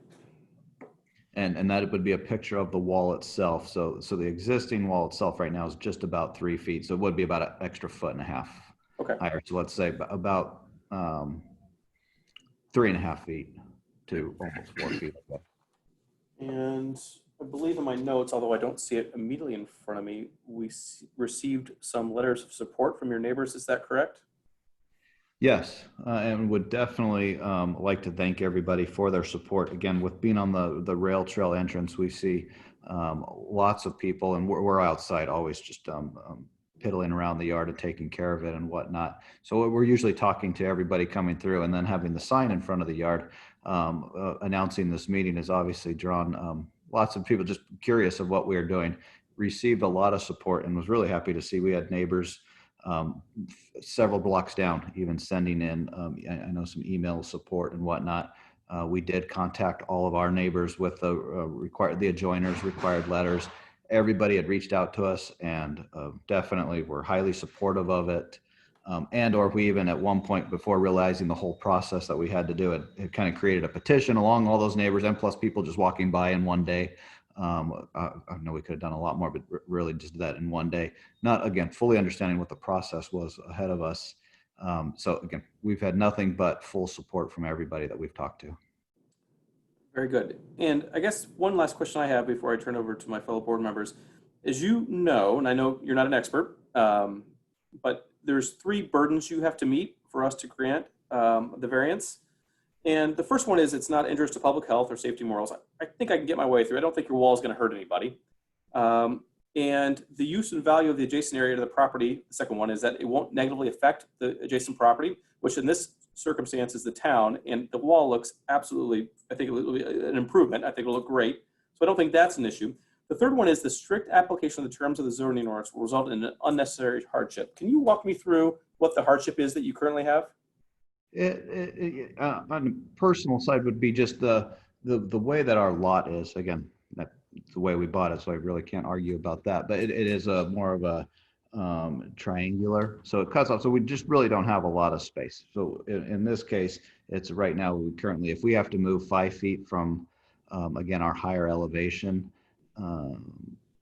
property line, inside really has there's no point in putting even a patio type area in. It's about not quite half our space, but at least a third of the space would be back into where we would then be building a seating wall or something like that. So that hardship in alone, but even then is the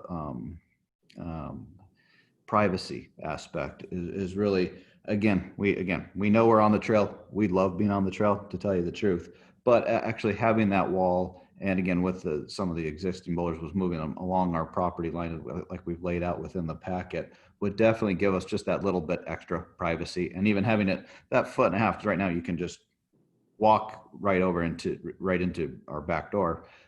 This would at least, again, you can hop over a 1.5 feet wall, but it does add a little bit of privacy to us. Very good, Mr. Evans. If I could kind of recap what you just said, and I think you said it well. You do have an unusually shaped property, and that creates a hardship. If it was a perfectly square lot, this probably wouldn't be necessary.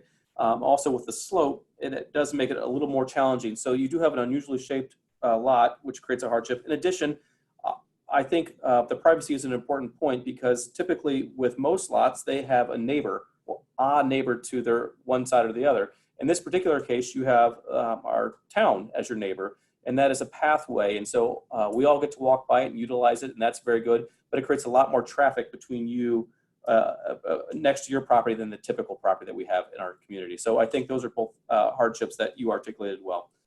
Very good. Do we have any other questions for our petitioner tonight at this time? Okay, seeing none. Are there any remonstrators to speak for or against this particular petition? Mr. Wolf, there are no hands raised. Very good. May we please have the staff report? Certainly, staff is supportive of the petition as it's been filed. Certainly, this board has seen similar requests for properties along or near in proximity to public improvements such as rail trail, other types of town installations. And in these types of requests, the board always contemplates that the additional impact those public uses have on adjacent properties, and that privacy and someone striving to use, to get the full enjoyment out of their property, while we all enjoy the public improvements that are here in this community.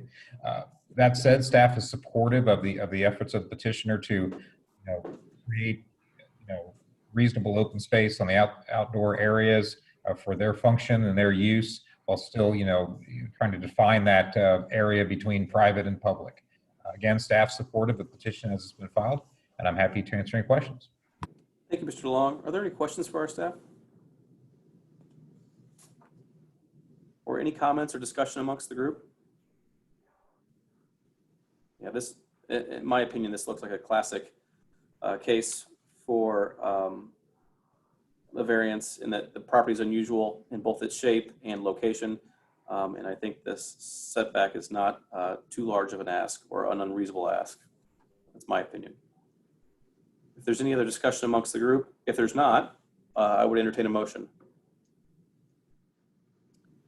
I'll move that docket 2020-23-DSV development standard variance in order to provide for the addition of an outdoor living space to a single family home, which deviates from the required side yard setback in the residential village zoning district, RV, for the property located at 965 West Pine Street, be approved as filed.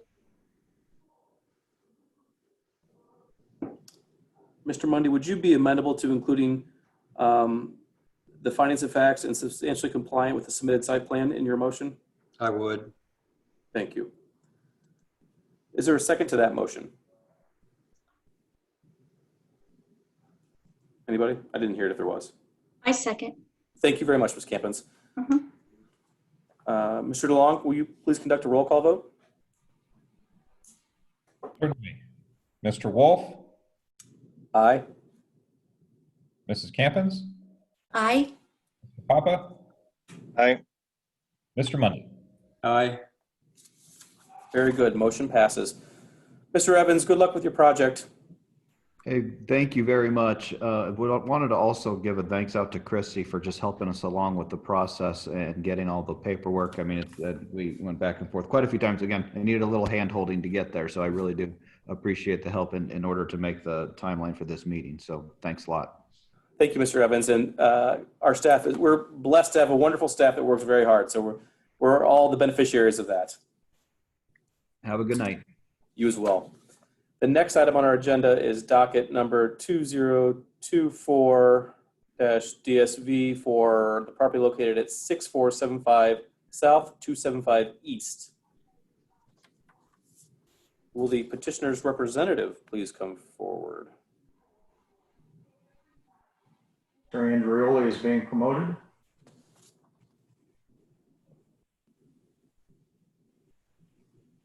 Can you hear me now? Mr. Andreoli, we can. Would you please state your name and address for the record? Yes, thank you, Mr. President. For the record, my name is Mike Andreoli, 1393 West Oak Street. And I'll put my video on. Not that you want to look at my... Jim and Patty Marshall, they are seeking a variance from development standard for a proposed accessory structure that exceeds the required square footage for an accessory structure. They are over by a fair amount and would need a variance in order to construct a structure that will be a pole barn. That's been attached to your packets so you can see what it looks like, and the size of it is, for edification purposes, is 32 by 56 feet and 16 feet in height. It's being proposed because the Marshalls have a motorhome. Their motorhome's 42 by 42 foot long with 13 feet high. So that's why the actual pole barn itself is 16 feet, and why we have the dimensions of that, given the dimensions of the motorhome. He stores the motorhome outside. He is very much interested to have that motorhome be stored inside, not only for himself, but the neighbors have to look at it. And just from a security standpoint as well, he's out fair piece. He's on a road that has a pretty good bend to it. He's off to the north of that particular bend, but it's tucked away back in there. And I think from his standpoint, he would very much like to secure that in a permanent structure. He's got about a 3-acre site, just a little less than that. And the amount that we would exceed would be approximately 1,477 feet. We worked with Chrissy to come up with those particular numbers to the extent that that would be needed in order to construct this particular pole barn that houses motorhome. Before he even engaged in this process, he went around and talked to all of his neighbors and they should be part of your packet. There are approval letters in there from all of his neighbors that surround him. And what I counseled him when he did this, not to just get an approval letter, also take something so they could see it. And you can see from the approval letter that he obtained, he actually has a mini site plan on there, an area where the pole barn would be stored, and a description of the size of the pole barn itself, so that all of the neighbors, to the extent that they would be approving of this variance, would have all of the facts behind it in order to intelligently weigh in and give their approval. So I think it was a smart move on his part. I think it probably should be done most times when people get approval letters, so that the BZA is understanding that they really understand what exactly was being asked for, what the dimensions were, what it looked like, and those types of things that probably make your job a little bit easier at the time of these hearings. Building, as I mentioned, is included in your packet. It's being done by Midwest Manufacturing, and the dimensions and all of that information was included. So at this point, I'd be happy to answer any questions. I know you've approved these projects and these variances in the past. One of the questions that has come up in the past has to do with whether or not there's going to be storage upstairs on these buildings from just a calculation standpoint, given the fact that the motorhome's 13 feet and the building will be 16 feet. There really isn't going to be any storage up above the motorhome by any stretch of the imagination. So we're not going to have any boards or a second floor on that, as so many of these buildings may have. This will simply not allow that, given the fact that we've got a motorhome of certain dimensions in there. Thank you. Thank you, Mr. Androli. I do have one kind of housekeeping question here.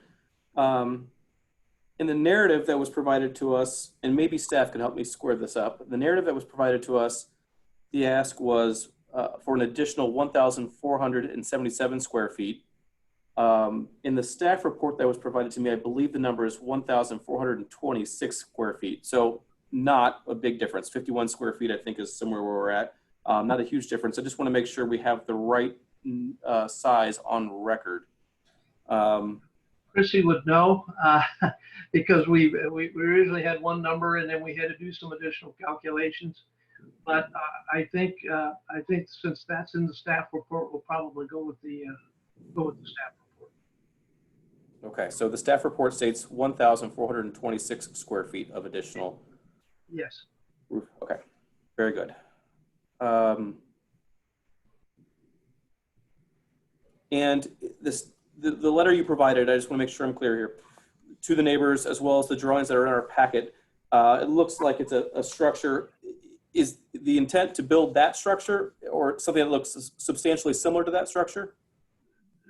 Substantially similar. That may very well be the structure. I know when he originally met with Chrissy, Mr. Marshall, he provided her with that particular building itself because he wanted to make sure that given those dimensions, he knew exactly what was expected of him to the extent that he needed a variance or any other request. So it will be that particular building that will be built. Okay, so I can make assumptions about the siding that is represented in those drawings and those images is the siding that will be used? Yes. Okay, very good. What other questions do we have for the petitioner's representative tonight?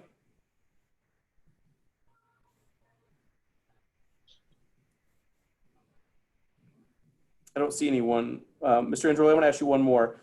As we review the findings of fact, can you go over the third finding, please, the hardship? Well, let me see if I can find it.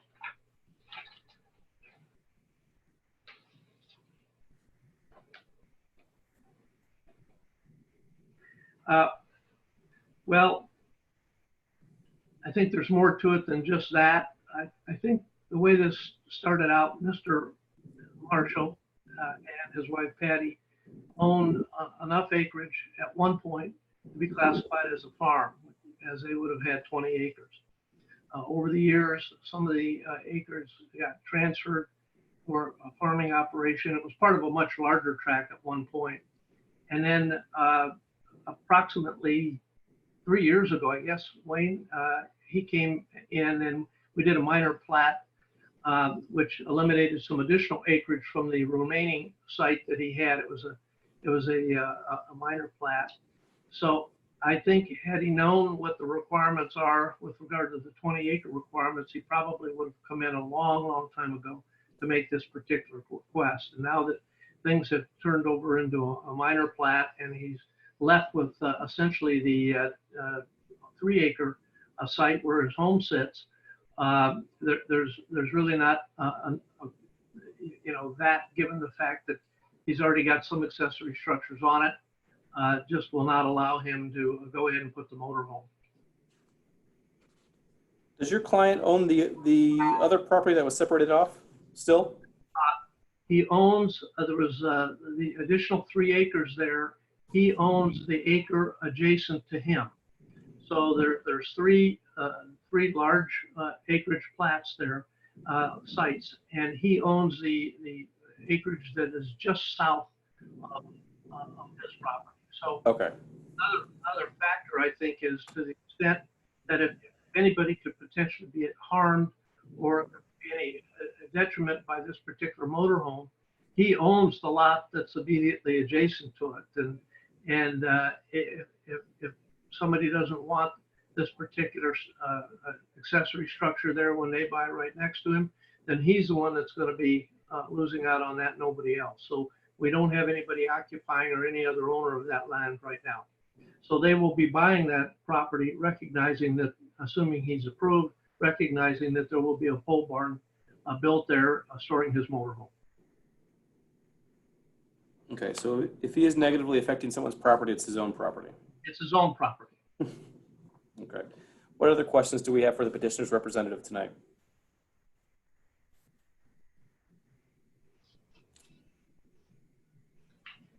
If there are none, I would look for any remonstrators to speak for or against this particular petition.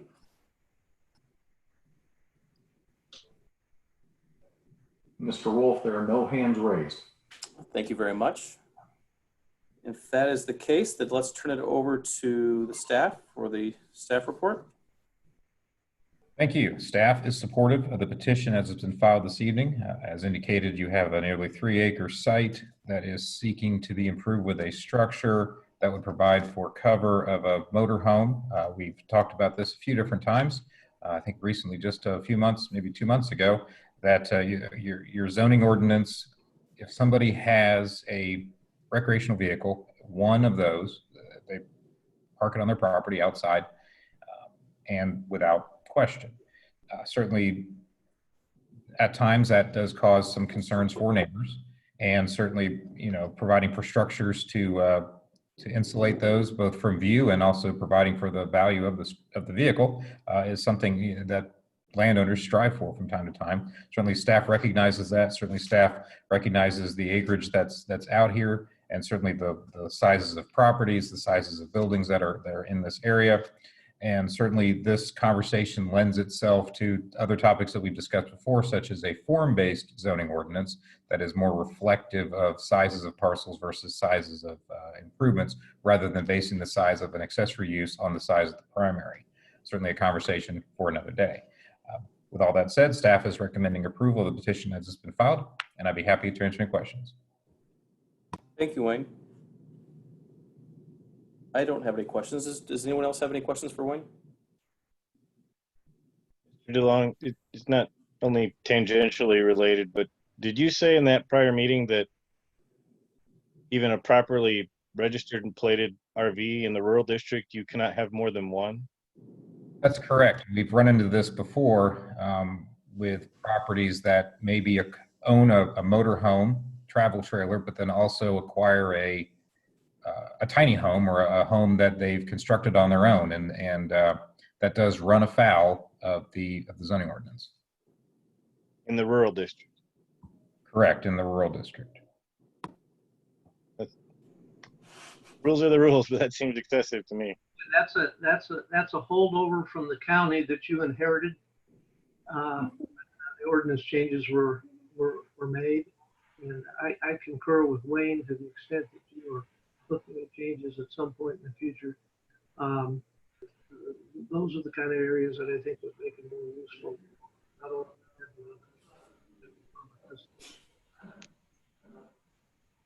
Any other questions for Wayne or any discussion amongst the group?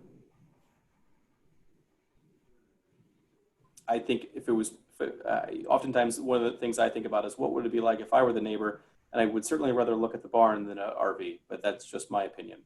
Mhm. If there's no other discussion, I would entertain a motion.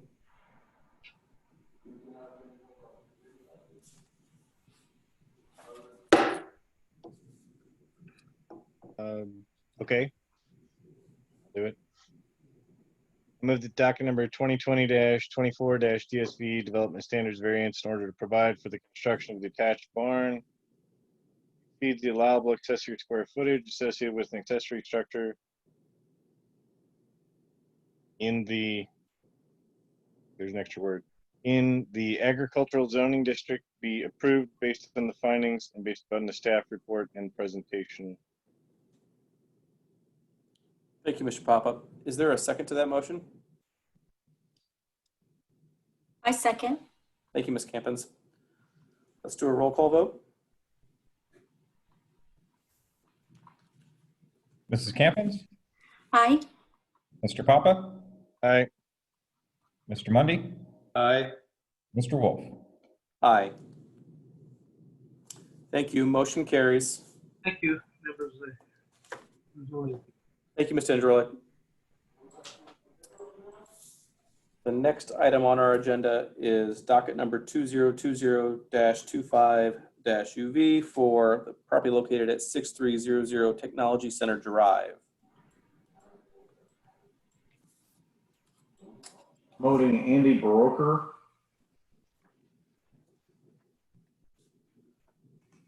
Can you hear me?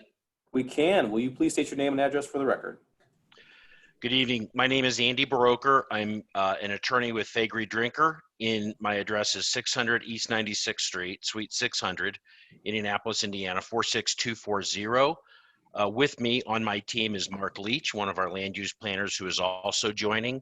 I think Scott Lindenberg, a representative of the owner, is also on the call. Very good, Mr. Baroker. Will you please, in your words, describe what is in front of us tonight? Yes, thank you very much, Board, for allowing us to present. I represent Innovative Partners, which is a group of physicians and surgeons who desire to repurpose and reuse the former Harrison College site, which is vacant at 6300 Technology Center Drive in the Northwest Technology Center as an ambulatory surgery center.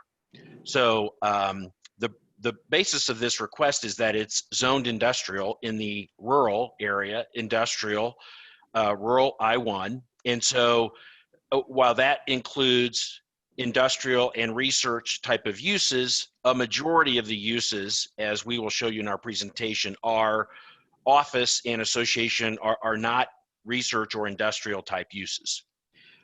We think that the investment by the physicians who want to do this, the building is a little over 18,000 square feet.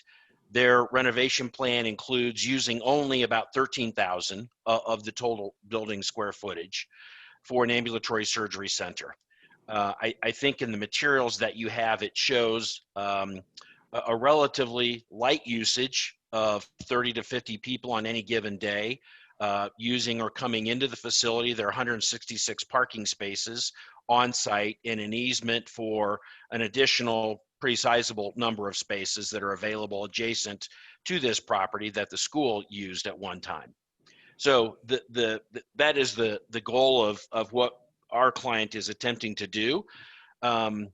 Browning Investments really is the declarant and the developer of this park. And so we explained and addressed to them what we propose to do. Mark Amos, the property manager for the center, we provided in the materials a letter of support from Browning Development for this use. Again, the Harrison College use has been vacant for a couple of years now. This property, while zoned industrial, has been used as the Indiana Business College, a veterinary education school or college, and then Harrison College subsequent to that. So it's only ever been used for education. Some would say veterinary training as a clinical use, but it's not ever really been used for industrial or research. So that is the proposal for this evening. I'm happy to address our findings of fact. I don't want to read them verbatim for you, but I'm happy to address them if anybody has questions about that. I would highlight the list in our materials of the number of properties or companies that have uses in the Northwest Technology Park, which are not industrial/research uses. A number of trade offices, association offices, a bank, a dentist, Northwest Radiology, another medical type of office use. So while this park is I don't know if it's zoned default industrial, but clearly industrial research is what Browning intended, but it's really developed into a very, very nice office use across from Dow and Covan's main property at 96 and Zionsville Road.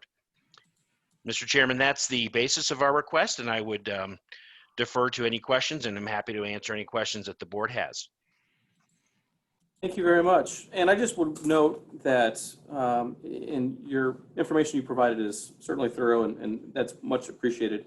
The hours of operation intend to be, fairly typical, 7 a.m. to 4 p.m. And as I review this application, it looks very consistent with what was there previously. So with both Indiana Business College, Harrison College, I think that the use would be similar in nature to those.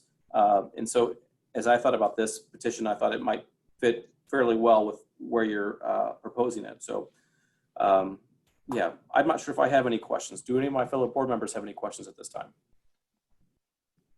Mr. Broger, are there plans for the additional 500 square feet that will not be renovated and utilized for this purpose?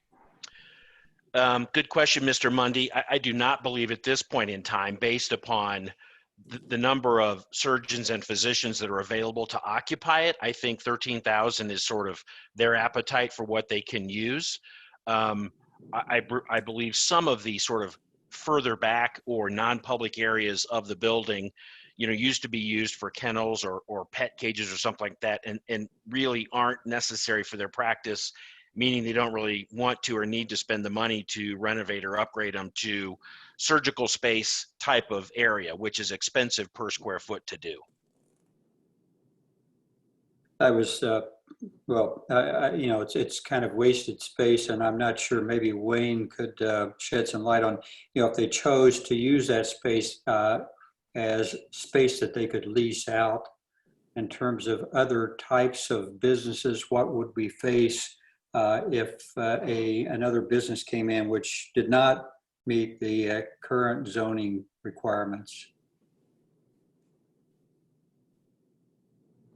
I don't know if that question was for Wayne or for me, but they're really, the building structure to really have one main entrance, it really is not well set up to be subdivided for multiple uses. I guess that's not their intent or their desire. So if somebody else came and wanted to or proposed subdividing or using the rear or northerly 5,000 square feet that's not going to be built out, they'd have the same use issue with that, with it being a business use under the variance, but our business use is for an ambulatory surgery center. And so if it weren't that kind of a use, I don't think they'd be able to do that without some other petition to the town.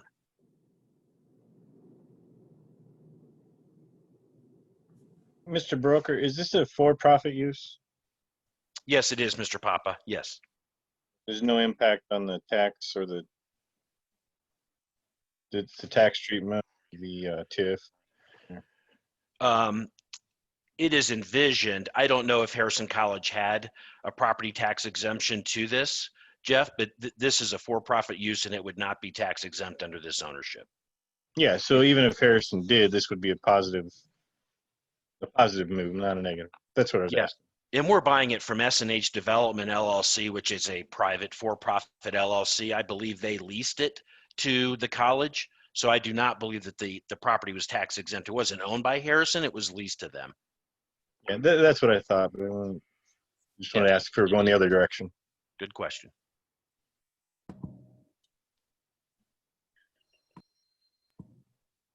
Any other questions for Mr. Baroker at this time?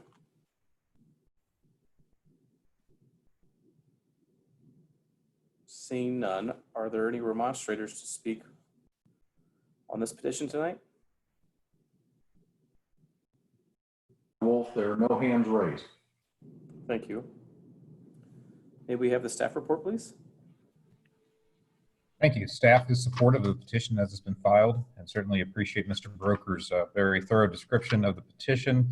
Certainly this project speaks to some conversations that this board has had related to mix of uses in your industrial districts as you think about and have questions and requests regarding commercial and other types of uses that result in a mixed use district. You have several of these uses you've talked about previously, certainly along urbanized or urban zoned corridors. This is one that's in your rural area. Staff is supportive of this request.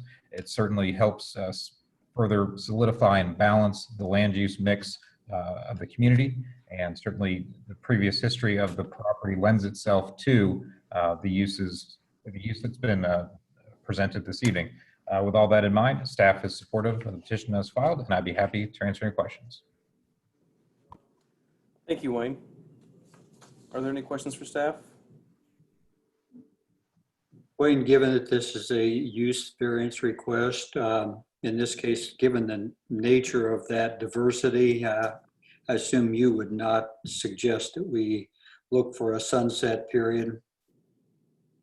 That's correct, Mr. Mundy. This particular use and certainly the mix of uses that we're seeing, while we do mention that in the staff report like we always do, certainly it's not something that staff sees as necessary. In fact, with future efforts in amendments to zoning, we would see actually an effort by the town to encourage this by law.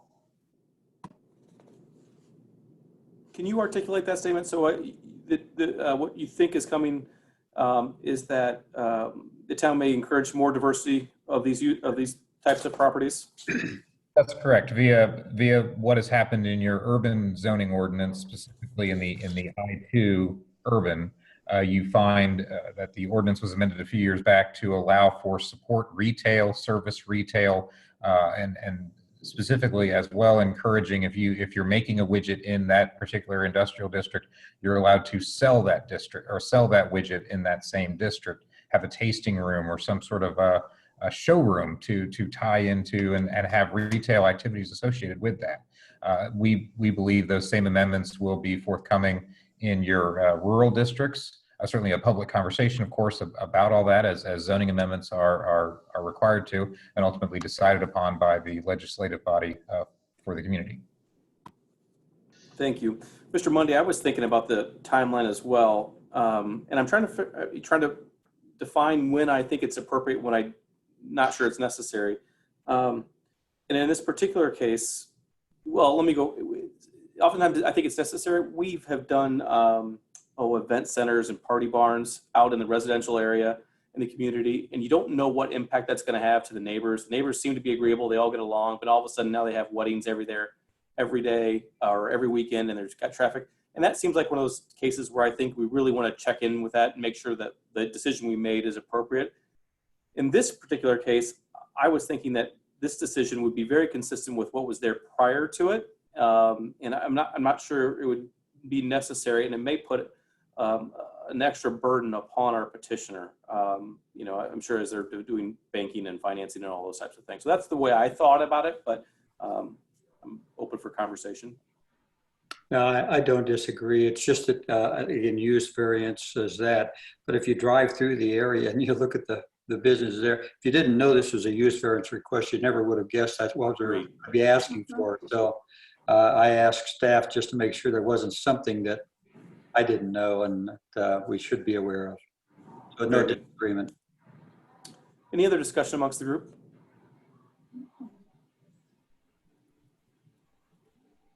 If not, I will entertain a motion.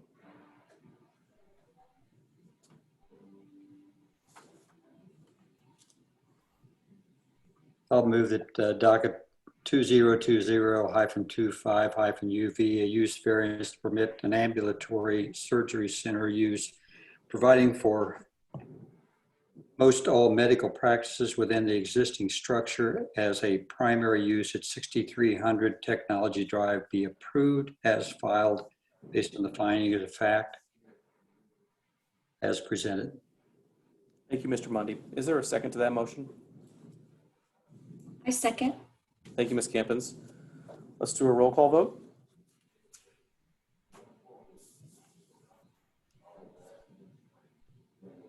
Mr. Papa?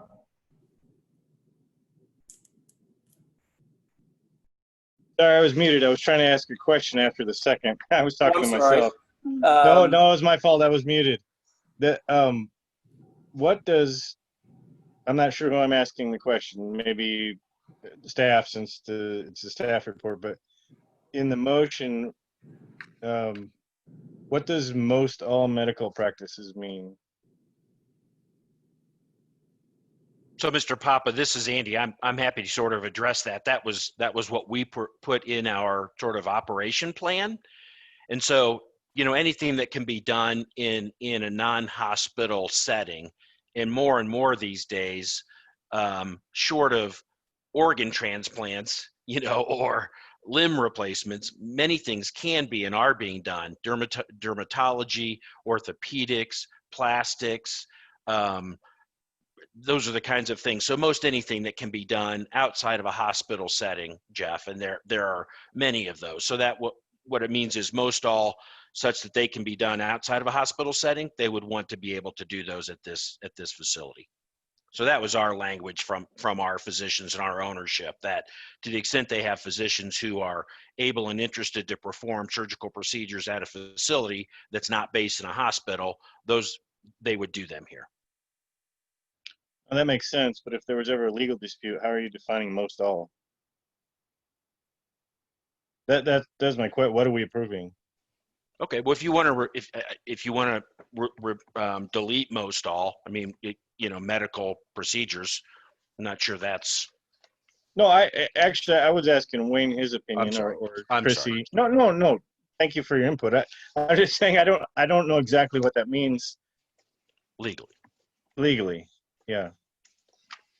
I mean, certainly that is a great question. You know, what is the limit of medical practices? And certainly I think Mr. Broker's definition of to the extent that the activity or request cannot be facilitated, if it can be facilitated within this complex, it would qualify as a bona fide medical practice, medical service. But certainly fine tuning that and tightening that certainly staff's not against that or concerned. For me, if Mr. Long's okay with the language, I am too. I just didn't. I don't know what that means, but I don't know who would ever litigate that or challenge that. Is it are these procedures or potential procedures defined in the plan of operation that has been submitted to the staff?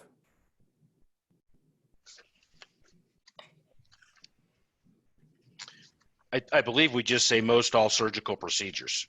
And so, you know, if you want to say surgical procedures, because an ambulatory surgery center has a certain nomenclature, you know, in land use and healthcare law for medical physicians to practice at and to seek reimbursement from insurance from. So that's kind of a ambulatory surgery center is really the qualifier, I think. So all of our owner merely was saying, you know, we're not going to do organ transplants there, but anything that our surgical group and physicians can do in that type of a setting, they'll be able to do. And so as Wayne put in the staff report, right, he calls it a clinical use. So it's a medical office building, a clinical use, and ambulatory surgery center, I think are fairly well understood or defined in just regular nomenclature. But if we want to clean that up, or if you need to, we're happy to consider that. If you were to do something like organ transplants, you'd need other permissions, right? I mean, under the hospital rules. Right. We just couldn't. That's right. In the healthcare setting, right? CMBS and others would require, CMS and other licensing bodies would require certain things that this building doesn't have, and that you couldn't do outside of a hospital setting. Jeff, that's correct. Yeah. So then, could you just change the language to providing for medical practices? Specifically removing the most all? Yeah. Yeah, I'm probably quibbling about nothing, but I think it's for your benefit, because if I don't like what you're doing, I'm going to come back later and say whatever you're doing is not included in most all. Yeah, Mr. Papa, I think that's a very good point. It sounds like our petitioner's representative is amendable to it. Mr. Mundy, would you be amendable to changing your recommended motion, or to your motion to removing the term most all and having it say providing for medical practices? I am. Thank you. Ms. Campins, would you second that motion? A second, yes. Thank you very much. Mr. Papa, thank you for the clarity. I appreciate that. I think we're ready for a vote. Jeff Papa? Aye. Mr. Mundy? Aye. Mr. Wolf? Aye. Mrs. Campins? Aye. Very good. Motion carries. Thank you very much, members of the board, staff, and council. Thanks, everybody. Good luck with your project. Thank you. The next item on our agenda is other matters to be considered. And Chrissy, do we still have an unsigned findings of fact? You're on mute.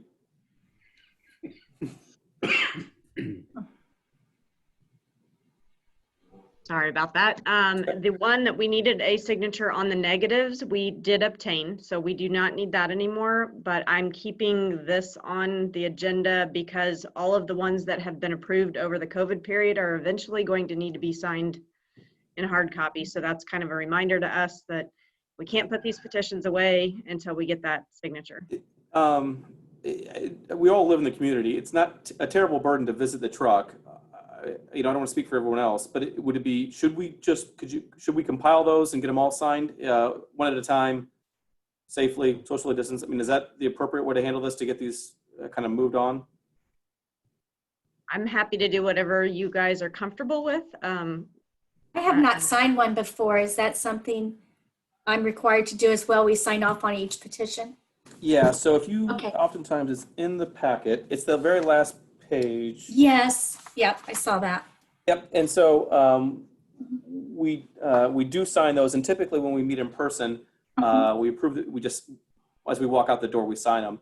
The negative findings of fact, the negative petitions, we clean up a little bit, then we sign those. So, well, I'm happy to stop by the track, the trailer or truck or whatever. So. Yeah. I think probably the best, I'm thinking very quickly here, so bear with me. Probably the best way for me to do that would be to go through and collect all of the ones that we need, put them all together, and then rather than going petition by petition, having everybody stop with one petition, just put all the petitions together and have, for instance, Steve stop by and sign all of the petitions, and then move on to having Laura stop by and Jeff and John. Okay, yeah. Let's go with that. Yeah, so whenever you have the opportunity to put those together, I know it's more work for you, I apologize, but hopefully it helps cleans up some of the work that we've done already. Sure. I think we're all would be amenable to that, so. Great, I will put that on my list. Thank you very much. Any other business to be discussed?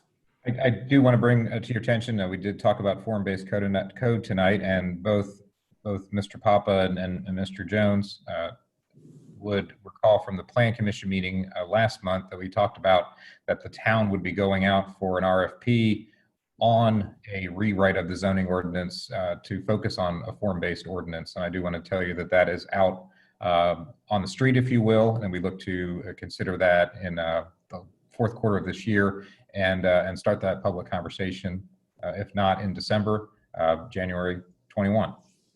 So, Wayne, what you said was that you expect the proposals to be back in the fourth quarter, and you would evaluate those proposals and select a vendor in the fourth quarter, hopefully, and start soon after that? That is our plan, yes. Okay, very good. Very good. What's the process for adopting? Well, I mean, I would suspect a 12 to 18 month exercise with the community to create such an ordinance, and then it would be vetted by the Plan Commission and then ultimately delivered to the Town Council for adoption or remanding it back to the Plan Commission for amendment. But yeah, we would be following state statute for ordinance amendments. Is that timeline Zionsville timeline or typical town timeline? I would say that that Zionsville's timeline. I mean, just from our experience with public projects, and certainly the amount of invested time I anticipate that the staff anticipates the public giving to this type of project, this type of effort. I would say you're looking at 9 to 12 months, possibly as more of a standard timeline, but I would add in an extra 6 months just so we can make sure we're very thorough. You have a community that's 67 square miles in size. The ordinance right now is over, touches on 500 pages. We have 52 zoning districts. We have a lot to talk about. And I'm betting you're going to get some public feedback. We look forward to it. Absolutely, of course. Yeah, I mean, it's what we I'm in the middle of one for a add some smaller time to it. community with a smaller ordinance, and they planned on a year, and that won't be nearly enough. Oh, really? No. Yeah. Well, good luck, Wayne. With no other matters to be discussed and no gavel, this meeting is adjourned. Thank you. Good night, everybody. Good night. Thank you, everybody. Oh, the gavel. I'm going to have to get one. Take care. Bye-bye. Bye.